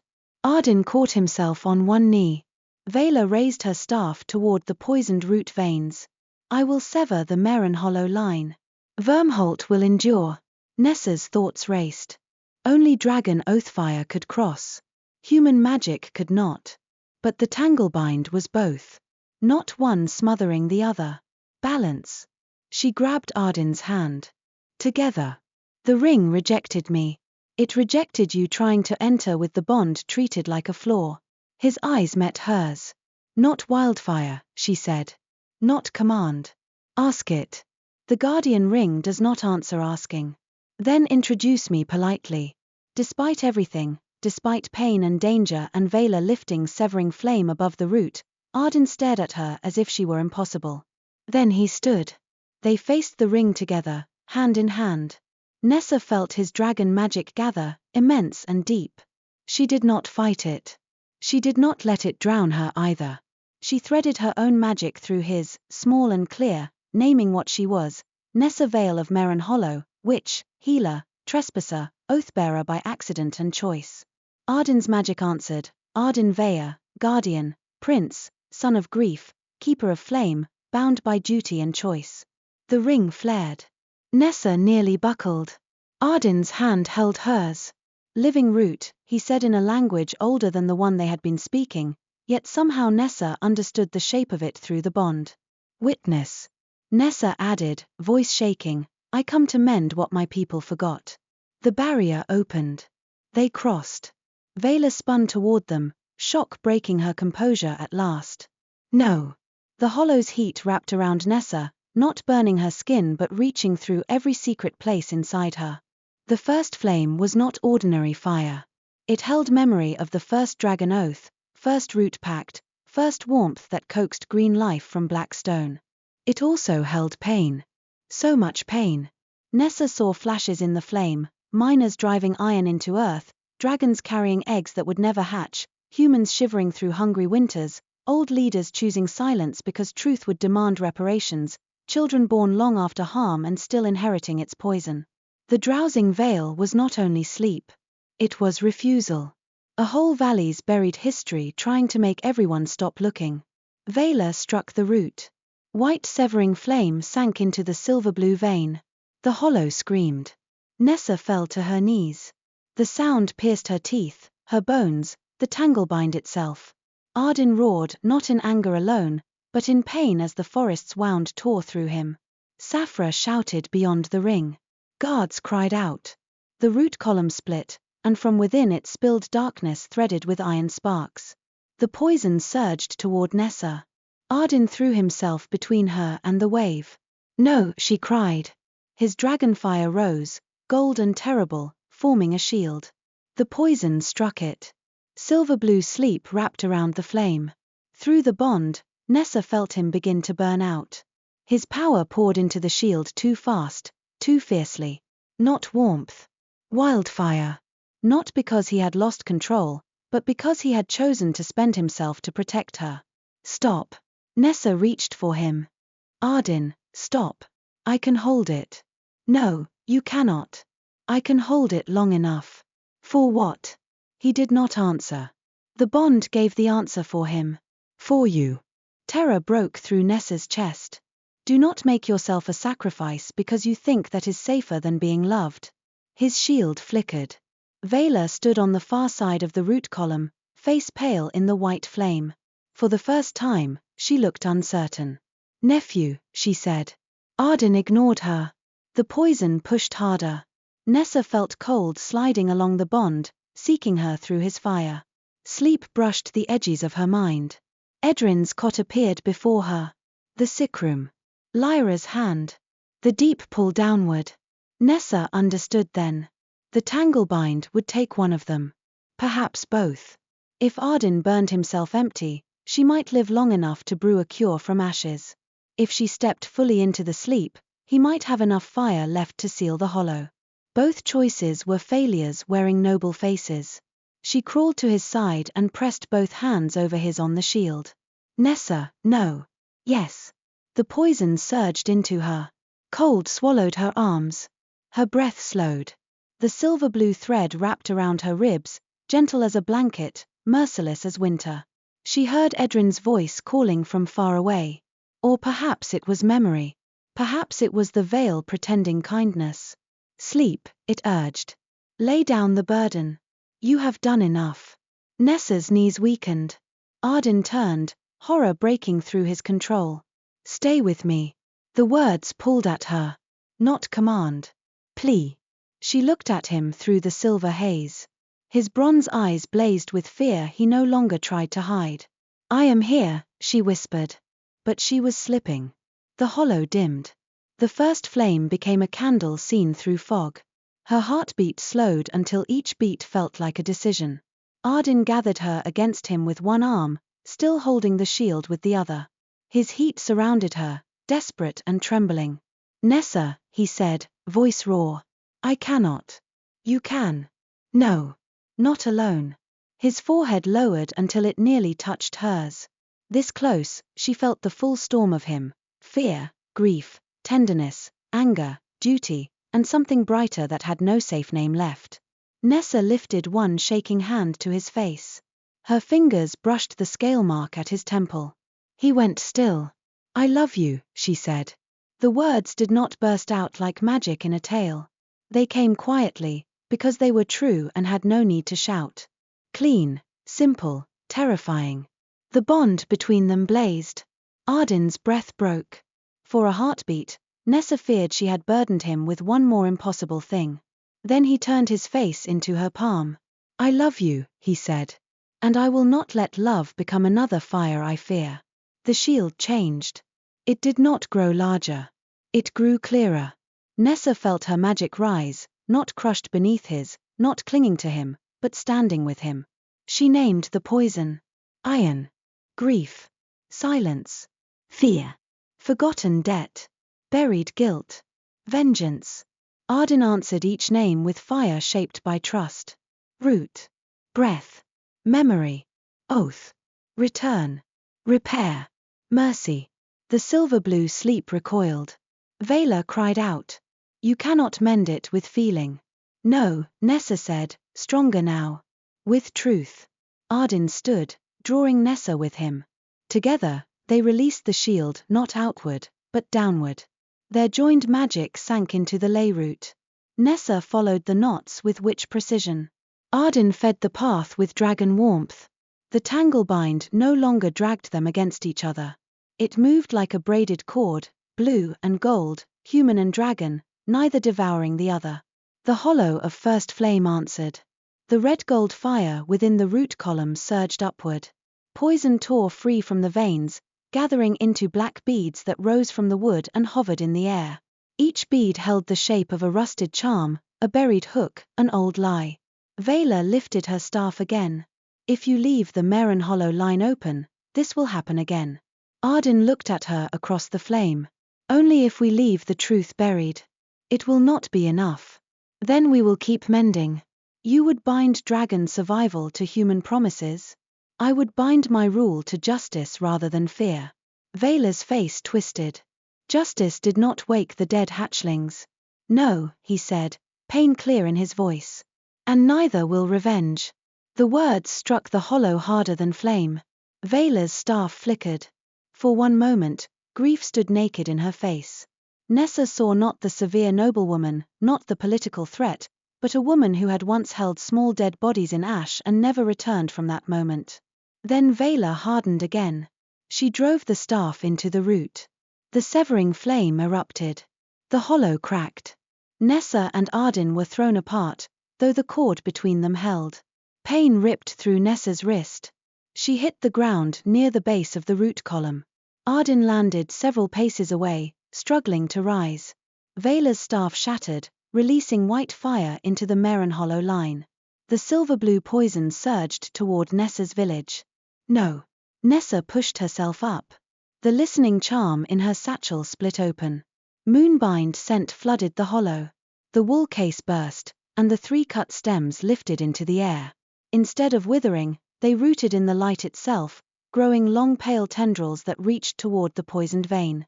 Ardyn stared. Moonbind answers sleep. Nessa understood. And root water carries memory. The cracked basin in the heartward glade. Edrin's whispered instructions. Moonbind, nettle and root water. 3 turns against the dark. Not a simple potion. A pattern. "Nessa," Ardyn said, reaching for her. She met him halfway. Veyr stood between them and the root column, breathing hard, white fire flickering around her hands. "Do not." Nessa looked at her. "Help us." Veyr recoiled. "What?" "You know the grief in this root. You know where it began. Help us name it." Ardyn's hand tightened around Nessa's. "Nessa. She is part of the wound," Nessa said softly. "So she must be offered a part in the mending." Veyl's eyes filled with fury. "Do not offer me mercy like a scrap from a human table. Then take responsibility instead." The words landed. Saphra had reached the edge of the guardian ring, one shoulder bleeding where a spear had grazed her. She looked at Veyr and said, "Lady, if you sever it now, you prove every fear that ever ruled you." Veyr shook her head once. "I protected you all." "Yes," Saphra said. "And now you are harming what you protected." The hollow trembled. White fire crawled toward the Marenhollow line. Nessa felt the sleepers through it. Edrin. Tamlusk. The children. The root heart. The firelarks. All caught in one breath between waking and never waking again. Ardyn lifted his free hand. Gold fire gathered, controlled but strained. If she will not help, we continue. Nessa nodded. They cast. The moonbind tendrils twisted around the poisoned line. Nessa guided them in 3 turns against the dark, the way Ardyn had whispered. Once for the village. Once for the forest. Once for the truth between them. Ardyn fed warmth through the root-water memory held in the hollow's living flame. The cut stems bloomed, each flower silver-white with a blue heart. The black poison beads began to melt. But not enough. Nessa felt the gap. There remained a grief unnamed, a not untouched by village guilt or dragon duty. Veyl's grief. The spell shook. Ardyn's strength faltered. Nessa's vision darkened at the edges. Then Veyl spoke. My sister's name was Mela. The hollow stilled. Veyl stood rigid, hands clenched, eyes bright with unshed tears. Her first clutch was in the south grove. 5 eggs. 3 cracked empty. 2 hatched and never woke. She sang to them for 2 days after the root went cold. The poison beads trembled. I told her humans would answer for it, Veyl continued. Her voice broke, and the sound seemed torn from her. She told me answers did not warm them. I hated her for that. Then she died before spring. Ardyn bowed his head. I remember Mela Veyr, he said, voice thick with old sorrow. The root column gave a deep pulse. Nessa added, Marenhollow remembers now. The spell caught. Blue and gold light streamed through the moonbind flowers. The white severing fire folded inward, no longer cutting, but cauterizing the poison as it withdrew. Black beads hardened into harmless glass and rained down around the root column like dark seeds. The silver-blue veins faded. The first flame blazed red-gold from root to crown. Across the hollow, every sleeping creature woke at once. Foxes stirred. Birds erupted from branches. A root heart cried out in a voice like a wooden flute. The guards beyond the ring lowered their weapons, stunned. Nessa staggered. Ardyn caught her. This time, she let herself lean against him. The tangle bind flared one final time, bright enough to fill the hollow. Then the painful knot between their wrists loosened, thread by thread, until the cord of light no longer pulled. Nessa looked down. The blue-white mark remained, but faint. Ardyn's gold mark remained too. No longer a chain. More like a promise written under the skin. Veyl sank to one knee near the root column. Her shattered staff lay beside her. She looked older suddenly, the hard lines of her face carved deeper by what she had finally allowed herself to remember. Ardyn approached her, Nessa still beside him. Veyl did not look up. Will you imprison me? Saphra stepped into the ring at last. Tempting. Ardyn's voice was steady, though tired. You will be removed from border authority. The inner court will hear what happened here. You will not command guards or lay seals while I rule. Veyl gave a faint, bitter laugh. Mercy again. No, Ardyn said. Consequence. Mercy is that I still hope grief may teach you something other than fear. At that, Veyl looked up. For a moment, Nessa thought she might answer with another blade. Instead, Veyl lowered her eyes. The hollow hummed around them, wounded still, but alive. Nessa turned toward the Marenhollow line. It glowed faintly beneath the roots, clear now instead of silver blue. The village, she whispered. Ardyn took her hand. Through the remaining mark at her wrist came a distant echo, a sickroom full of sleeping people drawing deeper breaths. Alive. Not cured yet. But alive. Nessa pressed a hand to her mouth. Ardyn's thumb brushed once across her gloved knuckles. The gesture was small, restrained, and so tender that her eyes filled. We have to go back, she said. Yes. I still have to brew the cure. Yes. She looked at the moonbind flowers, now growing in a bright ring around the root column. Their stems were strong, untainted, luminous with healed magic. Ardyn followed her gaze.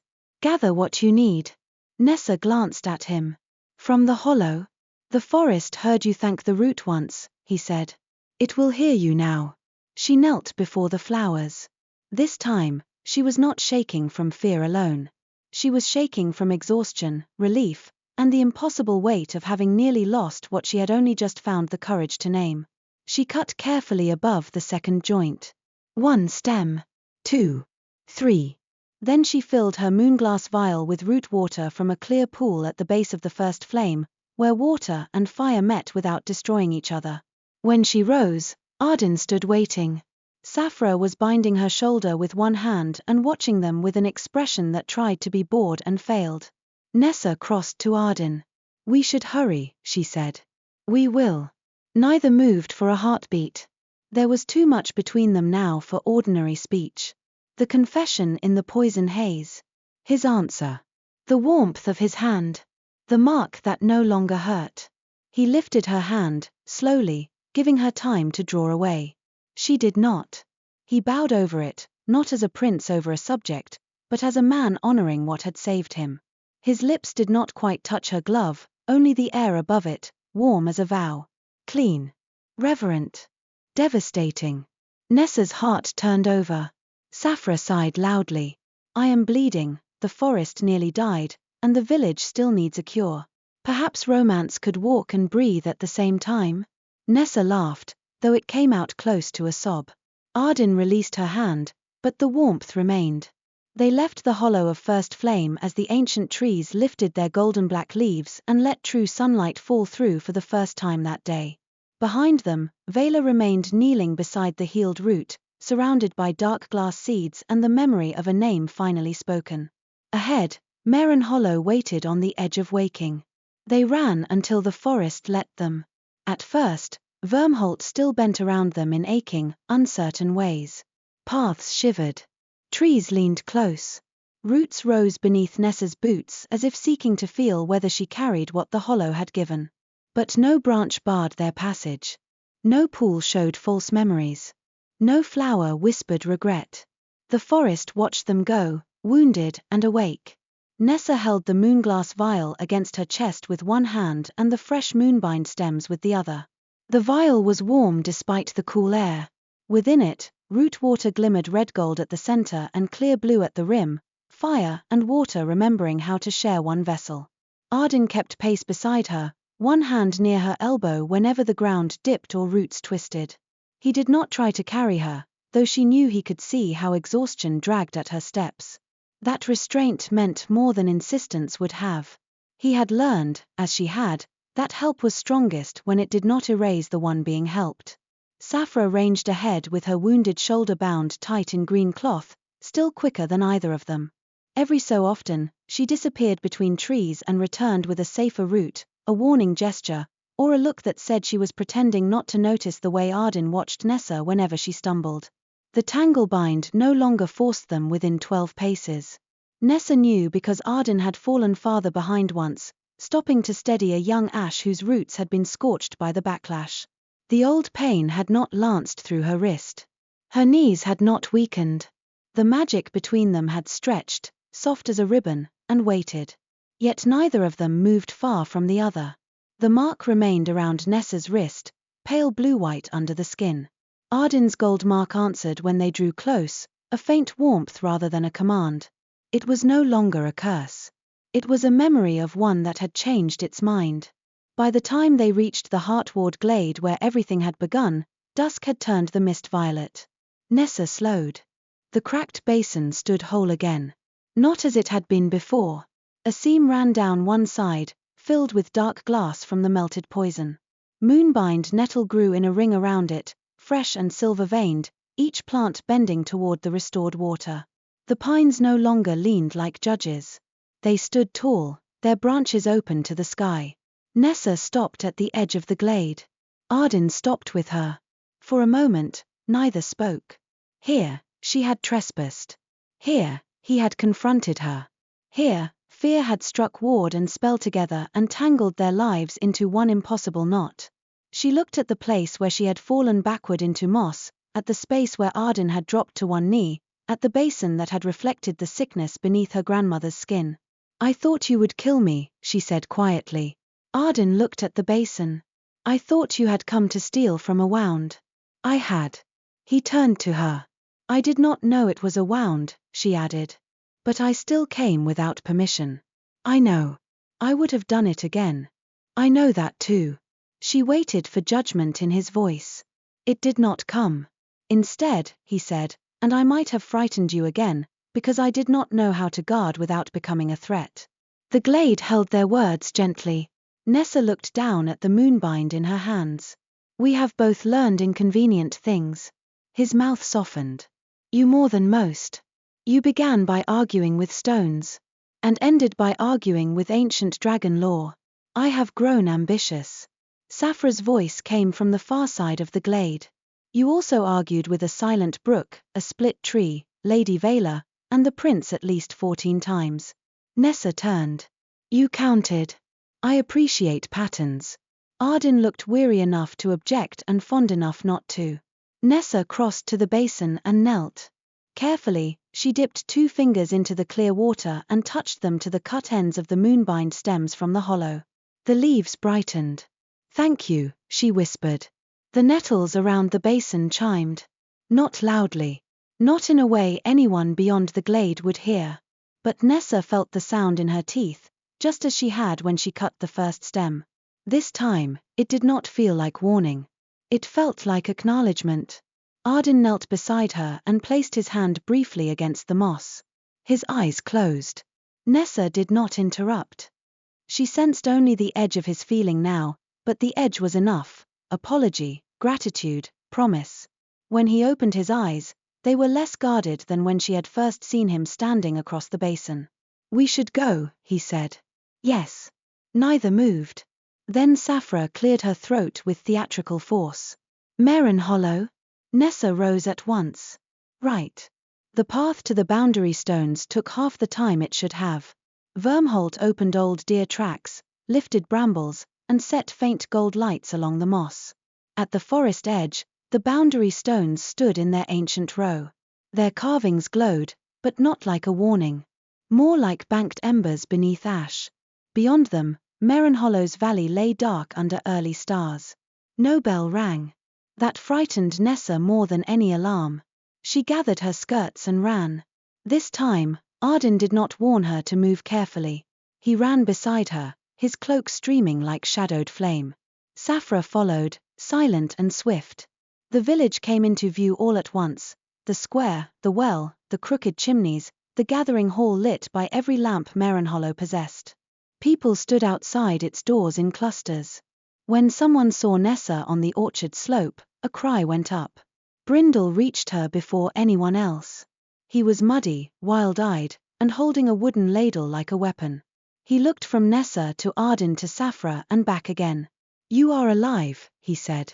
Yes. You are late. I did not know there was an appointed hour. There is always an appointed hour when one is waiting to be furious. Nessa almost sobbed with relief at the sound of him. Brindle's gaze dropped to the moonbind and vial. His face changed. You have it. I have it. Will it work? Nessa looked toward the gathering hall. It has to. That is not the same as yes. No, she said. But it is what I have. Mera came down the steps of the hall, her ledger tucked beneath one arm and her grey braid half undone.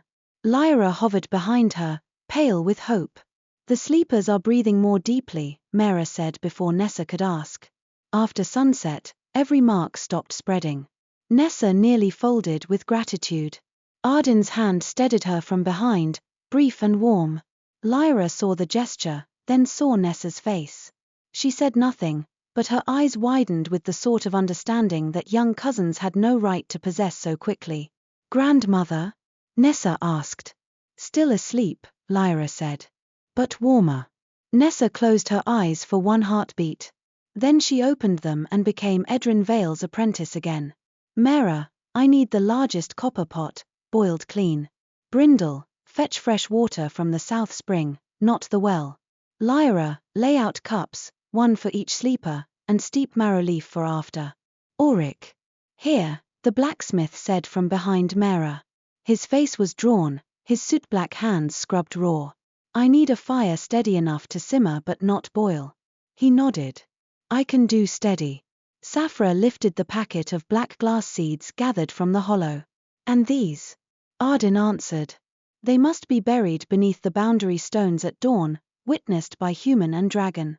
Not tonight. Mera looked between them. There is more to do after the cure. Yes, Nessa said. Much more. But first we wake them. The sickroom had changed while she was gone. Not enough. Too many people still lay unmoving. Too many families still kept watch with hollow eyes. But the terrible cold scent had faded. The silver marks beneath the sleeper's skin no longer shone as sharply. Edryn's breathing, though still faint, no longer seemed to be counting down toward silence. Nessa stood at the work table where she had brewed so many failed draughts. The copper pot sat before her, polished bright. Auric knelt by the hearth, feeding the fire one narrow stick at a time. Lyra laid cups in rows. Brindle carried water with such fierce concentration that he sloshed only half of it onto his boots. Mera recorded each step by habit until Nessa asked for both her hands, at which point she shut the ledger with visible effort and began grinding marrow leaf. Ardyn stood at the far side of the table. He did not need to be there for the old human parts of the remedy. Nessa could slice the moonbind, measure the root water, crush feverbark, and bind the draught with breath on her own. But the cure was not only a village potion now. It was root memory and dragon warmth, moonbind sleep reversal and human herbcraft, truth drawn through a wound and returned as medicine. She needed him. The thought no longer frightened her. Or rather, it frightened her and steadied her at once. Nessa unwrapped the moonbind stems from the hollow. Their leaves glowed softly in the lamplight, each vein lit blue at the edge and gold near the center. She looked once toward Edryn's cot. 3 turns against the dark, she whispered. Ardyn heard. What does that mean? I think we are about to find out. She sliced the first stem above the second joint and laid it in the pot. For the village, she said. The water trembled. She sliced the second. For the forest. The hearth flame turned gold at its heart. She sliced the third. For the truth between them.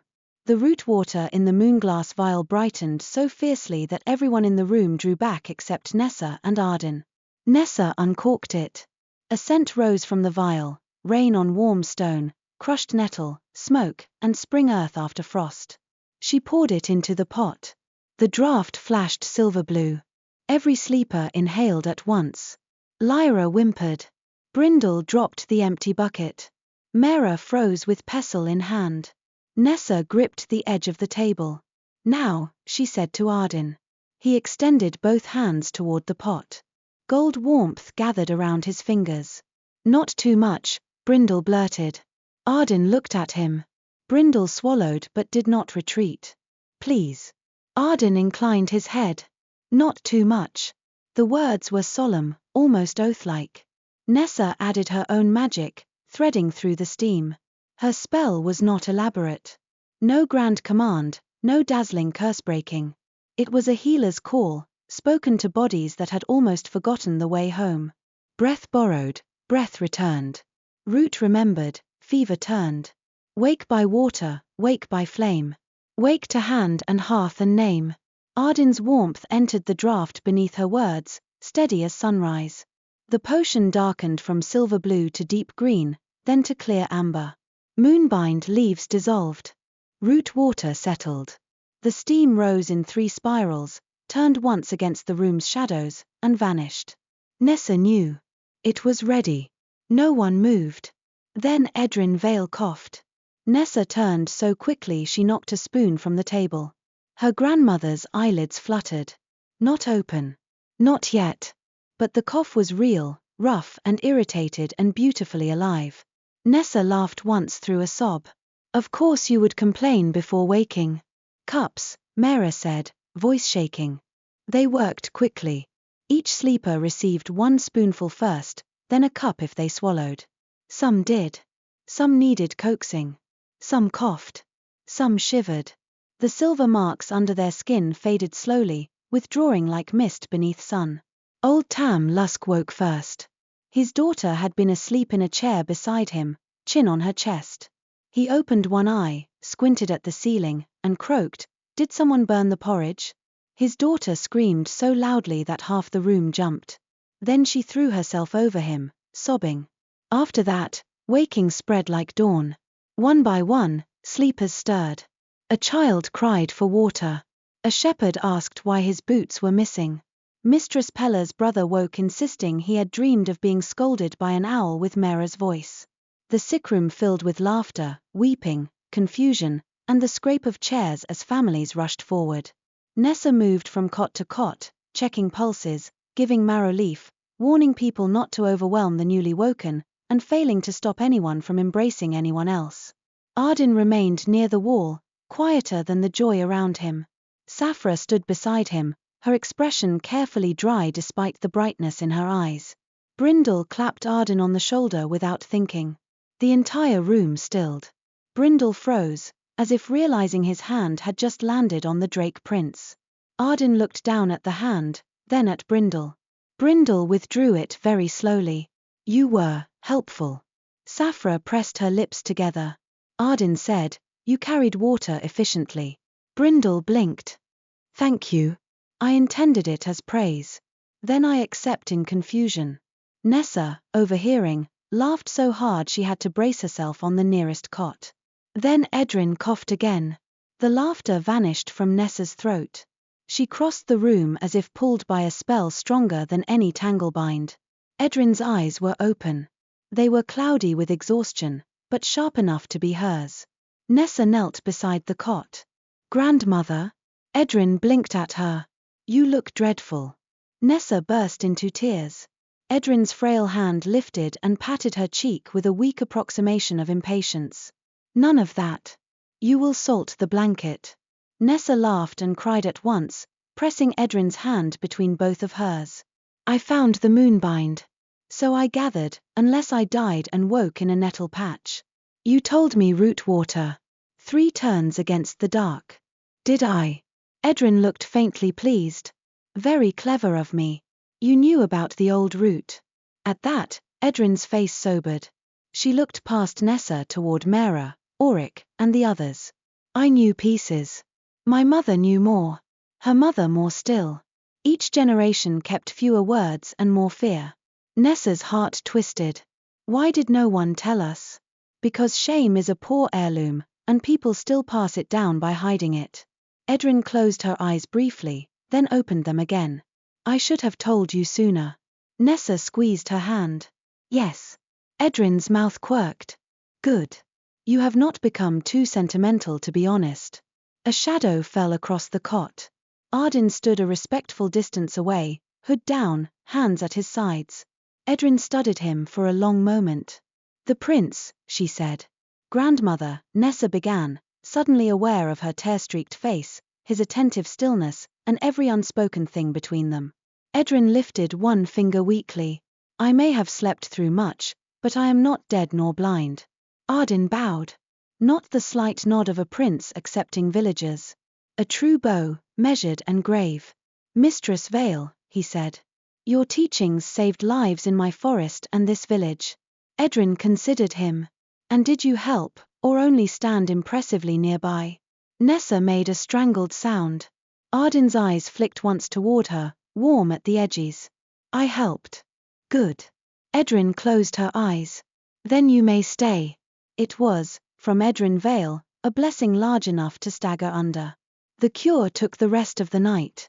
Not everyone woke quickly. 2 of the oldest sleepers required second doses at dawn. A child with the deepest silver mark woke confused and feverish, but woke. By sunrise, no one remained under the Drowsing Veil. Marenhollow did not know what to do with so much relief. At first, the villagers moved quietly, as though loud joy might offend whatever mercy had passed over them. Then someone rang the bell. Once.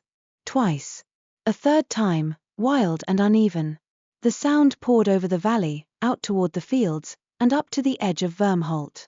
People came into the square wrapped in blankets, leaning on relatives, laughing weakly, weeping openly. Tam Lusk insisted he could walk without help and immediately sat down on the well stones to prove he had meant later. Children stared at Saphra's spear and Ardyn's scale marks with the solemn fascination only children could manage in the presence of yesterday's terror and today's miracle. Mera stood on the well platform with her ledger in hand. For once, she did not open it. "We have been saved," she said. The square quieted. Nessa stood near the gathering hall steps with Edryn seated behind her in a chair piled with blankets. Ardyn stood a little apart, Saphra at his shoulder. Auric held the box of old tokens in both hands as if it weighed more than iron. Mera looked at Nessa. Then at Ardyn. Then at the villagers. We have also been corrected, she continued. By sickness. By memory. By those we feared. The Drowsing Veil did not come from nowhere. It rose from old harm buried beneath our own stones. We did not know. That does not absolve us. It tells us where to begin. Auric stepped forward. His voice was rough. My family kept these. He opened the box. Inside lay rusted hooks, stamped tokens, broken strips of charm iron, and blackened mining tags. Several villagers drew back. Ardyn did not move, but Nessa felt the old anger flicker through the faint resonance between them. Auric swallowed. We called them luck scraps. We hung them by the forge. We let children play at sorting them. I did not know what they were. I should have asked why no one spoke of where they came from. He bowed his head toward Ardyn. I cannot wake the dead of your groves. But I can give my hands to removing what remains. For a moment, Ardyn was silent. The whole village seemed to wait for his answer. Then he stepped forward. No living hand here placed the first iron, he said. But living hands must remove it. Vyrmholt will not forget. It should not. Marenhollow must not forget either. If remembrance becomes work, and work becomes restoration, then this border may yet become more than a scar. Nessa watched the villagers hear him. Not as a monster from old warnings. Not even as the aloof Drake Prince. As a ruler whose grief did not keep him from justice. Mera opened her ledger at last. Then let it be recorded. Edrin muttered behind Nessa, trust Mera to make history wait for ink. Nessa smiled. At dawn, they carried the black glass seeds and the remaining iron relics to the boundary stones. The procession was small but strange enough to be remembered for generations. Mera came with her ledger. Auric carried the relic box. Brindle carried a shovel made with a copper edge, loudly insisting it was not heavy until Saphra offered to take it and he refused on principle. Lyra walked beside Edrin's chair, which two villagers bore carefully up the slope despite Edrin's complaints that she was not a festival statue. Ardyn led the dragon side, Saphra, several guards who had followed from the hollow, and Toving Ashwake, who had arrived at the boundary stones just before dawn as if he had stepped out of the mist itself. Nessa brightened when she saw him. You came. Toving's ember-brown eyes crinkled. I was curious whether any of you had left the world standing. Mostly, Saphra said. High praise. Vela was not there. Nessa noticed Ardyn looking once toward the forest, and through the soft mark at her wrist she sensed grief, regret, and firm resolve braided together. What will happen to her? She asked quietly. The inner court will hear testimony. She will lose command of border law and lay seals. After that, her choices are her own. Do you think she will heal? I do not know. Nessa appreciated that he did not offer a hopeful lie. At the boundary stones, Toving directed them to dig a narrow trench exactly between village soil and forest moss. Into it went the harmless black glass seeds from the hollow, then the rusted relics from Auric's box after Ardyn and Toving sealed their poison. Nessa scattered moonbind leaves over them. Mera read aloud the first lines of the new record. On this morning, beneath witness of Marenhollow and Vyrmholt, we name what was buried. We bind ourselves not to silence, but to repair. Then Ardyn spoke in the dragon tongue. Nessa did not understand every word this time, for the bond no longer translated as it had in crisis. But she knew the shape of oath when she heard it. Toving touched his root staff to the trench. Auric filled it in. Lyra placed the first stone on top, then looked toward Ardyn as if asking whether she was allowed. He nodded solemnly. Soon others added stones, villagers, dragon guards, Saphra, Brindle, Mera, Toving, Nessa, and finally Ardyn. The cairn that rose between boundary stones was not large, but it stood where no one crossing between village and forest could miss it. A memory made visible. When the last stone settled, the carvings on the boundary markers glowed green for the first time. Not warning gold. Not danger red. Green. Toving let out a satisfied hum. The border has accepted witness. Brindle leaned toward Nessa. Is that good? Very. Could it have not accepted witness? Yes. I regret asking. Saphra handed him back the shovel. You are learning. The days that followed were not simple. Healing never was. Marenhollow's sleepers woke weak and hungry, and some wept at dreams they could not remember. The well remained closed until Ardyn and Toving traced every root beneath it. Auric and 3 others helped remove the remaining buried charms under dragon guidance, one careful piece at a time. Each removal was recorded by Mera, witnessed by both peoples, and followed by a restoration rite that Nessa adapted from Edrin's herbcraft and Toving's root-keeping. Vyrmholt also needed tending. The hushbrook still occasionally misplaced adjectives. The split cedar bloomed too early and had to be coaxed back into season. The Heartward glade remained sensitive enough that Saphra declared anyone entering it without cause would be assigned to count dreamfinches until they learned humility. Vela's name was spoken little. When the inner court met beneath Vyrmholt's high roots, Ardyn gave testimony. So did Saphra, Toving, and, to Nessa's surprise, Auric. Vela did not deny what she had done. She defended it at first, then fell silent when Toving placed one dark glass seed before the court and named the wound she had nearly made permanent. Her authority was stripped. She was sent to the northern watchgroves, not as commander, but as caretaker of young roots that had survived the old poisoning. Ardyn did not call it punishment in Nessa's hearing. He called it consequence with a door left open. That sounded like him. That sounded like the kind of ruler he had chosen to become. As spring strengthened, so did the fragile peace. At first, villagers approached the forest edge only in groups and only after making a great show of carrying no iron. Dragon scouts watched from the trees with equal suspicion. Rules were written, argued, rewritten, and finally carved into a cedar board beside the new cairn. No herb was to be gathered without leave. No root was to be cut. For every plant taken, seed or tending must be returned. No iron charm, mining mark, or buried relic was to be hidden. Any sickness bearing silver blue signs was to be reported to both healer and root keeper. Marenhollow children memorized the rules more quickly than the adults, largely because Saphra made them rhyme and then denied doing any such thing. Nessa became the bridge whether she meant to or not. She spent mornings in the sickroom, which slowly became a healing hall again instead of a place of dread.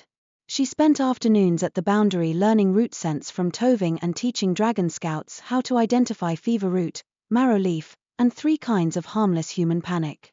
On clear days, she entered Vyrmholt with Ardyn. Those were the days people noticed most. Not that anyone said anything directly. Brindle said things indirectly, which was worse. You are visiting the forest again, he would ask, leaning against the apothecary door. Yes. With the prince? Yes. For root work? Yes. Very root-heavy season. Nessa would throw a drying cloth at him. Edrin was no better. He stands outside the door as though waiting for permission, she observed one morning while sorting herbs with hands still thin from illness but steady enough to criticize.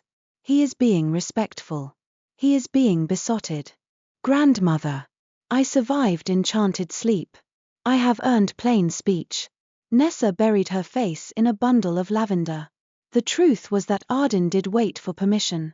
He never entered her workroom without knocking. He never assumed her time, though much of Marenhollow seemed ready to hand it to him wrapped in ribbons. He asked questions about poultices, listened to Edrin's instructions with grave attention, and once spent an entire afternoon helping Lyra transplant feverfew because Nessa had been called to a difficult birth at the South Farm. By the time she returned, the Drake Prince of Vyrmholt was kneeling in dirt while Lyra explained that seedlings needed encouragement but not flattery. Ardyn looked up at Nessa with soil on one sleeve and said, "Apparently I overpraised the 3rd row." Nessa laughed until she had to sit on the step. The romance between them did not blaze suddenly. It grew like a tended thing. There were walks beneath lantern-bloom trees at the forest edge, always in sight of propriety, though no chaperone could have followed Saphra's preferred paths without spraining an ankle. There were letters carried by dreamfinches, most of which arrived pecked and one of which was delivered into Brindle's soup. There were council meetings where their hands rested near each other on the table, not touching until a hard word or painful memory made one seek the other's steadiness. There were no stolen improprieties, no rushed vows, no careless promises. There was something quieter and stronger. One evening, several weeks after the cure, Nessa found Ardyn at the new cairn between the boundary stones. The sky was deep rose above Marenhollow, and Vyrmholt's first evening lights glowed between the trees. He stood with one hand resting on the top stone. She knew by now when to speak and when to simply stand beside him. After a while, he said, "Veyler sent word." Nessa looked at him. "From the northern groves?" "Yes." "What did she say?" He drew a folded strip of barkskin from his sleeve and handed it to her. The message was brief. "The young roots live. The work is not gentle." Mela would have liked the quiet. There was no apology. No softening. But it was something. Nessa returned the barkskin. "A door left open?" "Perhaps." "Will you answer?" "Yes." "Not tonight." She nodded. He looked toward Marenhollow, where smoke rose from evening hearths.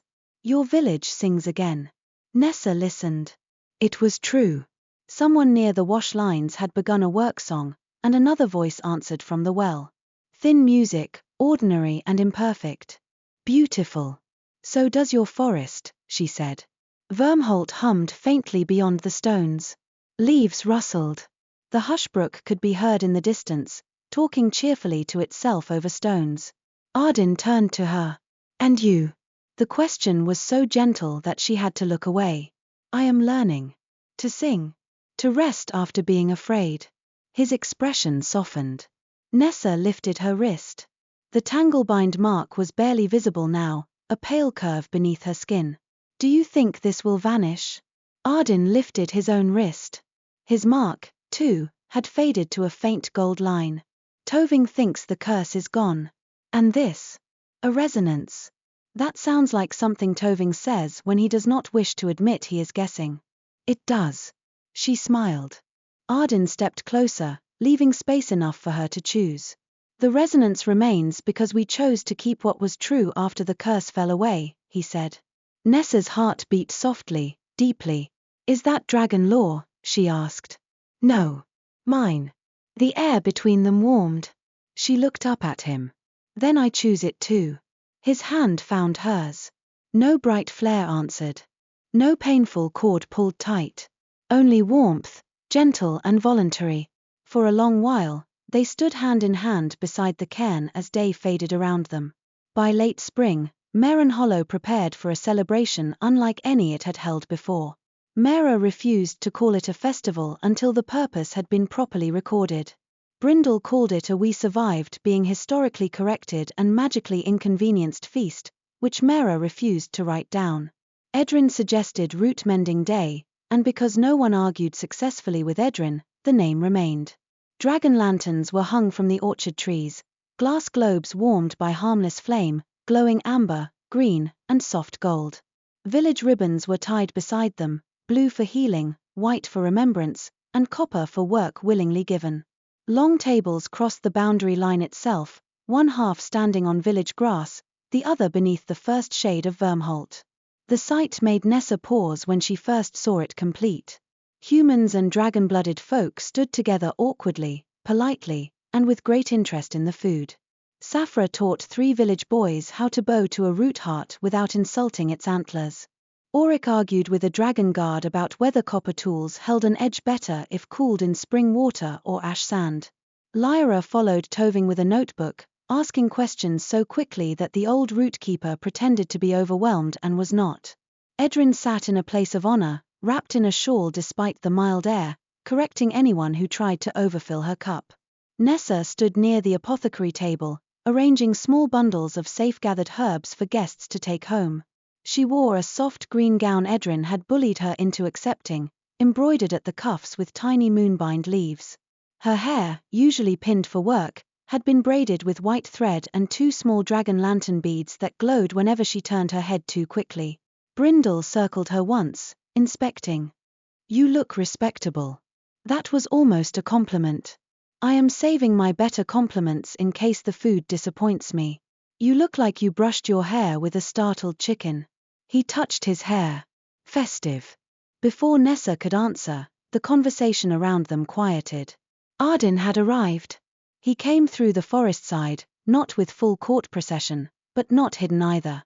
He wore deep bronze and green, with no hood and no attempt to conceal the scale marks at his temples or wrists.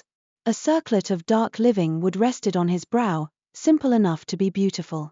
Saphra walked behind him, smug as a cat who had arranged the entire day personally. Nessa forgot whatever Brindle had said. Ardyn's eyes found hers at once. The resonance at her wrist warmed. Brindle leaned close and whispered, "Your face is doing something embarrassing." Nessa elbowed him without looking away. Ardyn crossed the boundary line and stopped before Ardyn first. He bowed. "Mistress Vale. Prince Ardyn. You look well. I look alive. Well, we'll take more biscuits." His mouth curved. "I will inform the kitchen. See that you do." Then Edrin's sharp gaze flicked from him to Nessa. "You may go speak with my granddaughter before she forgets how breathing works." "Grandmother," Nessa said, mortified. "I am recovering. Do not distress me with denial."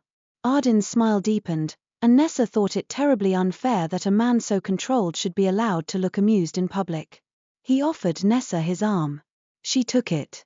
They walked beneath the orchard lanterns, far enough from the tables for conversation but near enough that half the village could pretend not to watch. "You came formally," Nessa said. "It is root mending day. You are enjoying that name. I find it precise. Ardyn will be pleased." "She is often pleased by being obeyed." Nessa laughed. "You have learned quickly." They reached the restored edge of Vyrmholt. The trees here had changed since the first day she crossed in fear. Their shadows still held mystery, but not threat alone. New growth brightened the lower branches. Firelarks darted among the lanterns, leaving brief sparks that vanished before landing. Ardyn paused beside the first boundary stone. "I have something to show you," he said. Nessa tilted her head. "Should I be worried?" "Possibly." "Ardyn. It is not dangerous." "That is what dangerous people say." His expression warmed. "Then allow me to be more exact. It is not dangerous to you, the village, the forest, the boundary stones, or any nearby poultry." Very reassuring. He led her through the first line of trees to the glade where they had first met. Nessa had not been there in several days. Spring had transformed it. Moonbind nettle grew in a healthy ring around the restored basin. Soft white flowers lit the moss. The seam of dark glass in the stone basin gleamed like a healed scar. Above, the pines had opened enough to show the evening star. At the glade's center stood a small table of woven root. On it rested a glass vial no longer than Nessa's thumb, warmed from within by a tiny steady flame. Inside the vial lay a single seed, silver blue with a gold heart. Nessa stopped. "What is that?" "A moonbind seed from the hollow," Ardyn said. "Toving helped me prepare the vial. Ardyn advised me on the wording, though she threatened to disown the whole effort if I became too solemn." Nessa's heart began to pound. Ardyn picked up the vial. The little flame inside lit his hands. "In Vyrmholt," he said, "a living seed is given when a promise concerns not only two people, but the ground they intend to tend together. It is not a jewel to be admired and locked away. It must be planted at the right time, in the right place, with patience." Nessa could not speak. He stepped closer. No tanglebind forced her to remain. No curse held her there. She stayed. "Nessa Vale," he said, voice low and steady, though she heard the emotion beneath it, "you entered my forest in fear and taught me that courage may tremble. You saw the wounds I hid behind law and did not turn away. You helped me mend what I thought could only be guarded. I love you with a heart no longer willing to mistake distance for wisdom." Her eyes filled. He held out the vial. "I ask you to marry me. Not to seal a treaty, though peace may grow from us. Not to repay a debt, though I owe you much. I ask because I would build a life with you at the edge of village and forest, with truth under the stones, work in our hands, and no fear we must carry alone." Nessa stared at the living seed. Then at him. She had imagined, perhaps, that if such a moment ever came, she would have a clever answer. Something bright enough to tell later. Something Edryn would approve and Brindle would ruin by repeating poorly. But love, when it stood before her, made simplicity the only honest thing. Yes, she said. Ardyn's breath left him softly. Nessa laughed through tears. Yes, of course. Yes. He placed the vial in her hands, then covered them with his own. The warmth of the tiny flame met the warmth of his fingers, and the resonance at her wrist glowed faintly, blue and gold in quiet agreement. For one clean, suspended moment, the glade seemed to hold its breath. Then every moonbind flower chimed at once. Nessa laughed again, startled and delighted. Did you arrange that? No. Are you sure? I am flattered you think me capable of bribing nettles. She stepped closer. I think you capable of many unlikely things. His gaze softened. Because of you. No, she said. Because of you. I only argued loudly enough for you to notice. That does sound like you. She should have scolded him. Instead, she smiled. He lifted one hand to her cheek, slow enough for choice, gentle enough for trust. Nessa leaned into his palm. The scale mark at his wrist glowed beside the faded line of the old bond. He bent and kissed her forehead. It was tender, reverent, and brief. A promise rather than a claim. Nessa closed her eyes. When she opened them, Ardyn looked both joyful and slightly overwhelmed, which made her love him more. From the edge of the glade came an enormous sigh. I gave you 7 minutes, Saphra said. That was generous. Nessa turned so fast the lantern beads in her braid flashed. Were you listening? Guarding.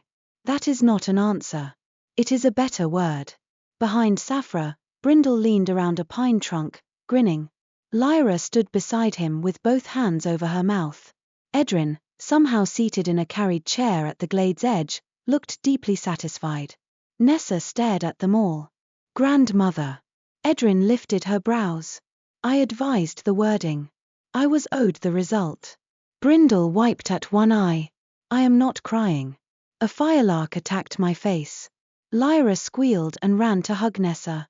Saphra clapped Ardyn on his uninjured shoulder with enough force to make even him shift a step. Well done, my prince, she said. You spoke in complete sentences and did not compare her eyes to forest pools. I was warned against that. By everyone. Soon the whole celebration knew. There was no dignified way to return from a private betrothal to a feast when one's grandmother, cousin, childhood friend, and a dragon scout had already spread the news by the time one reached the tables. Mera demanded the exact wording for the record. Brindle proposed 3 increasingly dreadful wedding songs and was threatened with herb duty. Auric asked whether wedding lantern stands should be copper or cedar. Toving declared cedar more traditional and copper more symbolic, causing Auric to insist on both. Edryn took the moonbind seed vial in her hands and inspected it with grave care. It will need planting at the border, she said. Ardyn nodded. If Nessa agrees. Nessa smiled. I do. Not tonight, Edryn said. Tonight, you will both eat before someone faints romantically into the soup. Saphra raised her cup. A practical blessing. The feast carried on beneath lanterns and stars. Humans and dragon-blooded folk ate at the same tables. Awkwardness did not vanish, but it softened with honey cakes, roasted roots, spiced pears, and repeated explanations of which utensils contained no iron. The newly recovered villagers tired quickly but smiled often. Children chased firelarks until the firelarks began chasing them back. The hushbrook, somewhere in the distance, babbled loudly enough to be heard and seemed proud of itself. Later, when the moon rose above Vyrmholt, Nessa and Ardyn stood together at the boundary cairn. The celebration glowed behind them. Before them, forest shadow and village lamplight met without devouring each other. Nessa held the seed vial carefully. Where should we plant it? Ardyn looked toward the space between the stones. Here, I think. Not in Marenhollow. Not in Vyrmholt. Between. Will moonbind grow between? With enough care. That sounds like a great deal of our future. Yes. She smiled and leaned her shoulder lightly against his arm. He looked down at her. Does that trouble you? No, she watched Lyra laughing near the tables while Toving showed her how to read root rings in a fallen twig. She saw Brindle arguing with Saphra over whether dragon lanterns could be used to cheat at cards. She saw Edryn wrapped in blankets, alive and sharp-eyed, speaking with Mera over a fresh page in the ledger. She saw Auric placing another stone near the cairn, not because the rite required it, but because remembrance had become his work. Then she looked at Ardyn. "No," she said again. "I think tending is what love does when it means to last." His hand found hers. No painful cord. No forced spell. Only choice. Together, they knelt and planted the moonbind seed in the narrow strip of earth between village grass and forest moss. Nessa covered it with soil. Ardyn warmed the ground with a touch of dragonfire no stronger than sunlight. From her pouch, Nessa added a drop of root water saved from the cure. For a moment, nothing happened. Then a tiny pale shoot broke through the earth. Blue at the edge. Gold at the center. Behind them, someone noticed and fell silent. Then another. One by one, the celebration quieted until everyone watched the little plant unfurl its first 2 leaves beneath the moon. The boundary stones glowed green. Vyrmholt hummed. Marenhollow's bell rang once, not in warning, not in mourning, but in welcome. Ardyn stood and drew Nessa up beside him.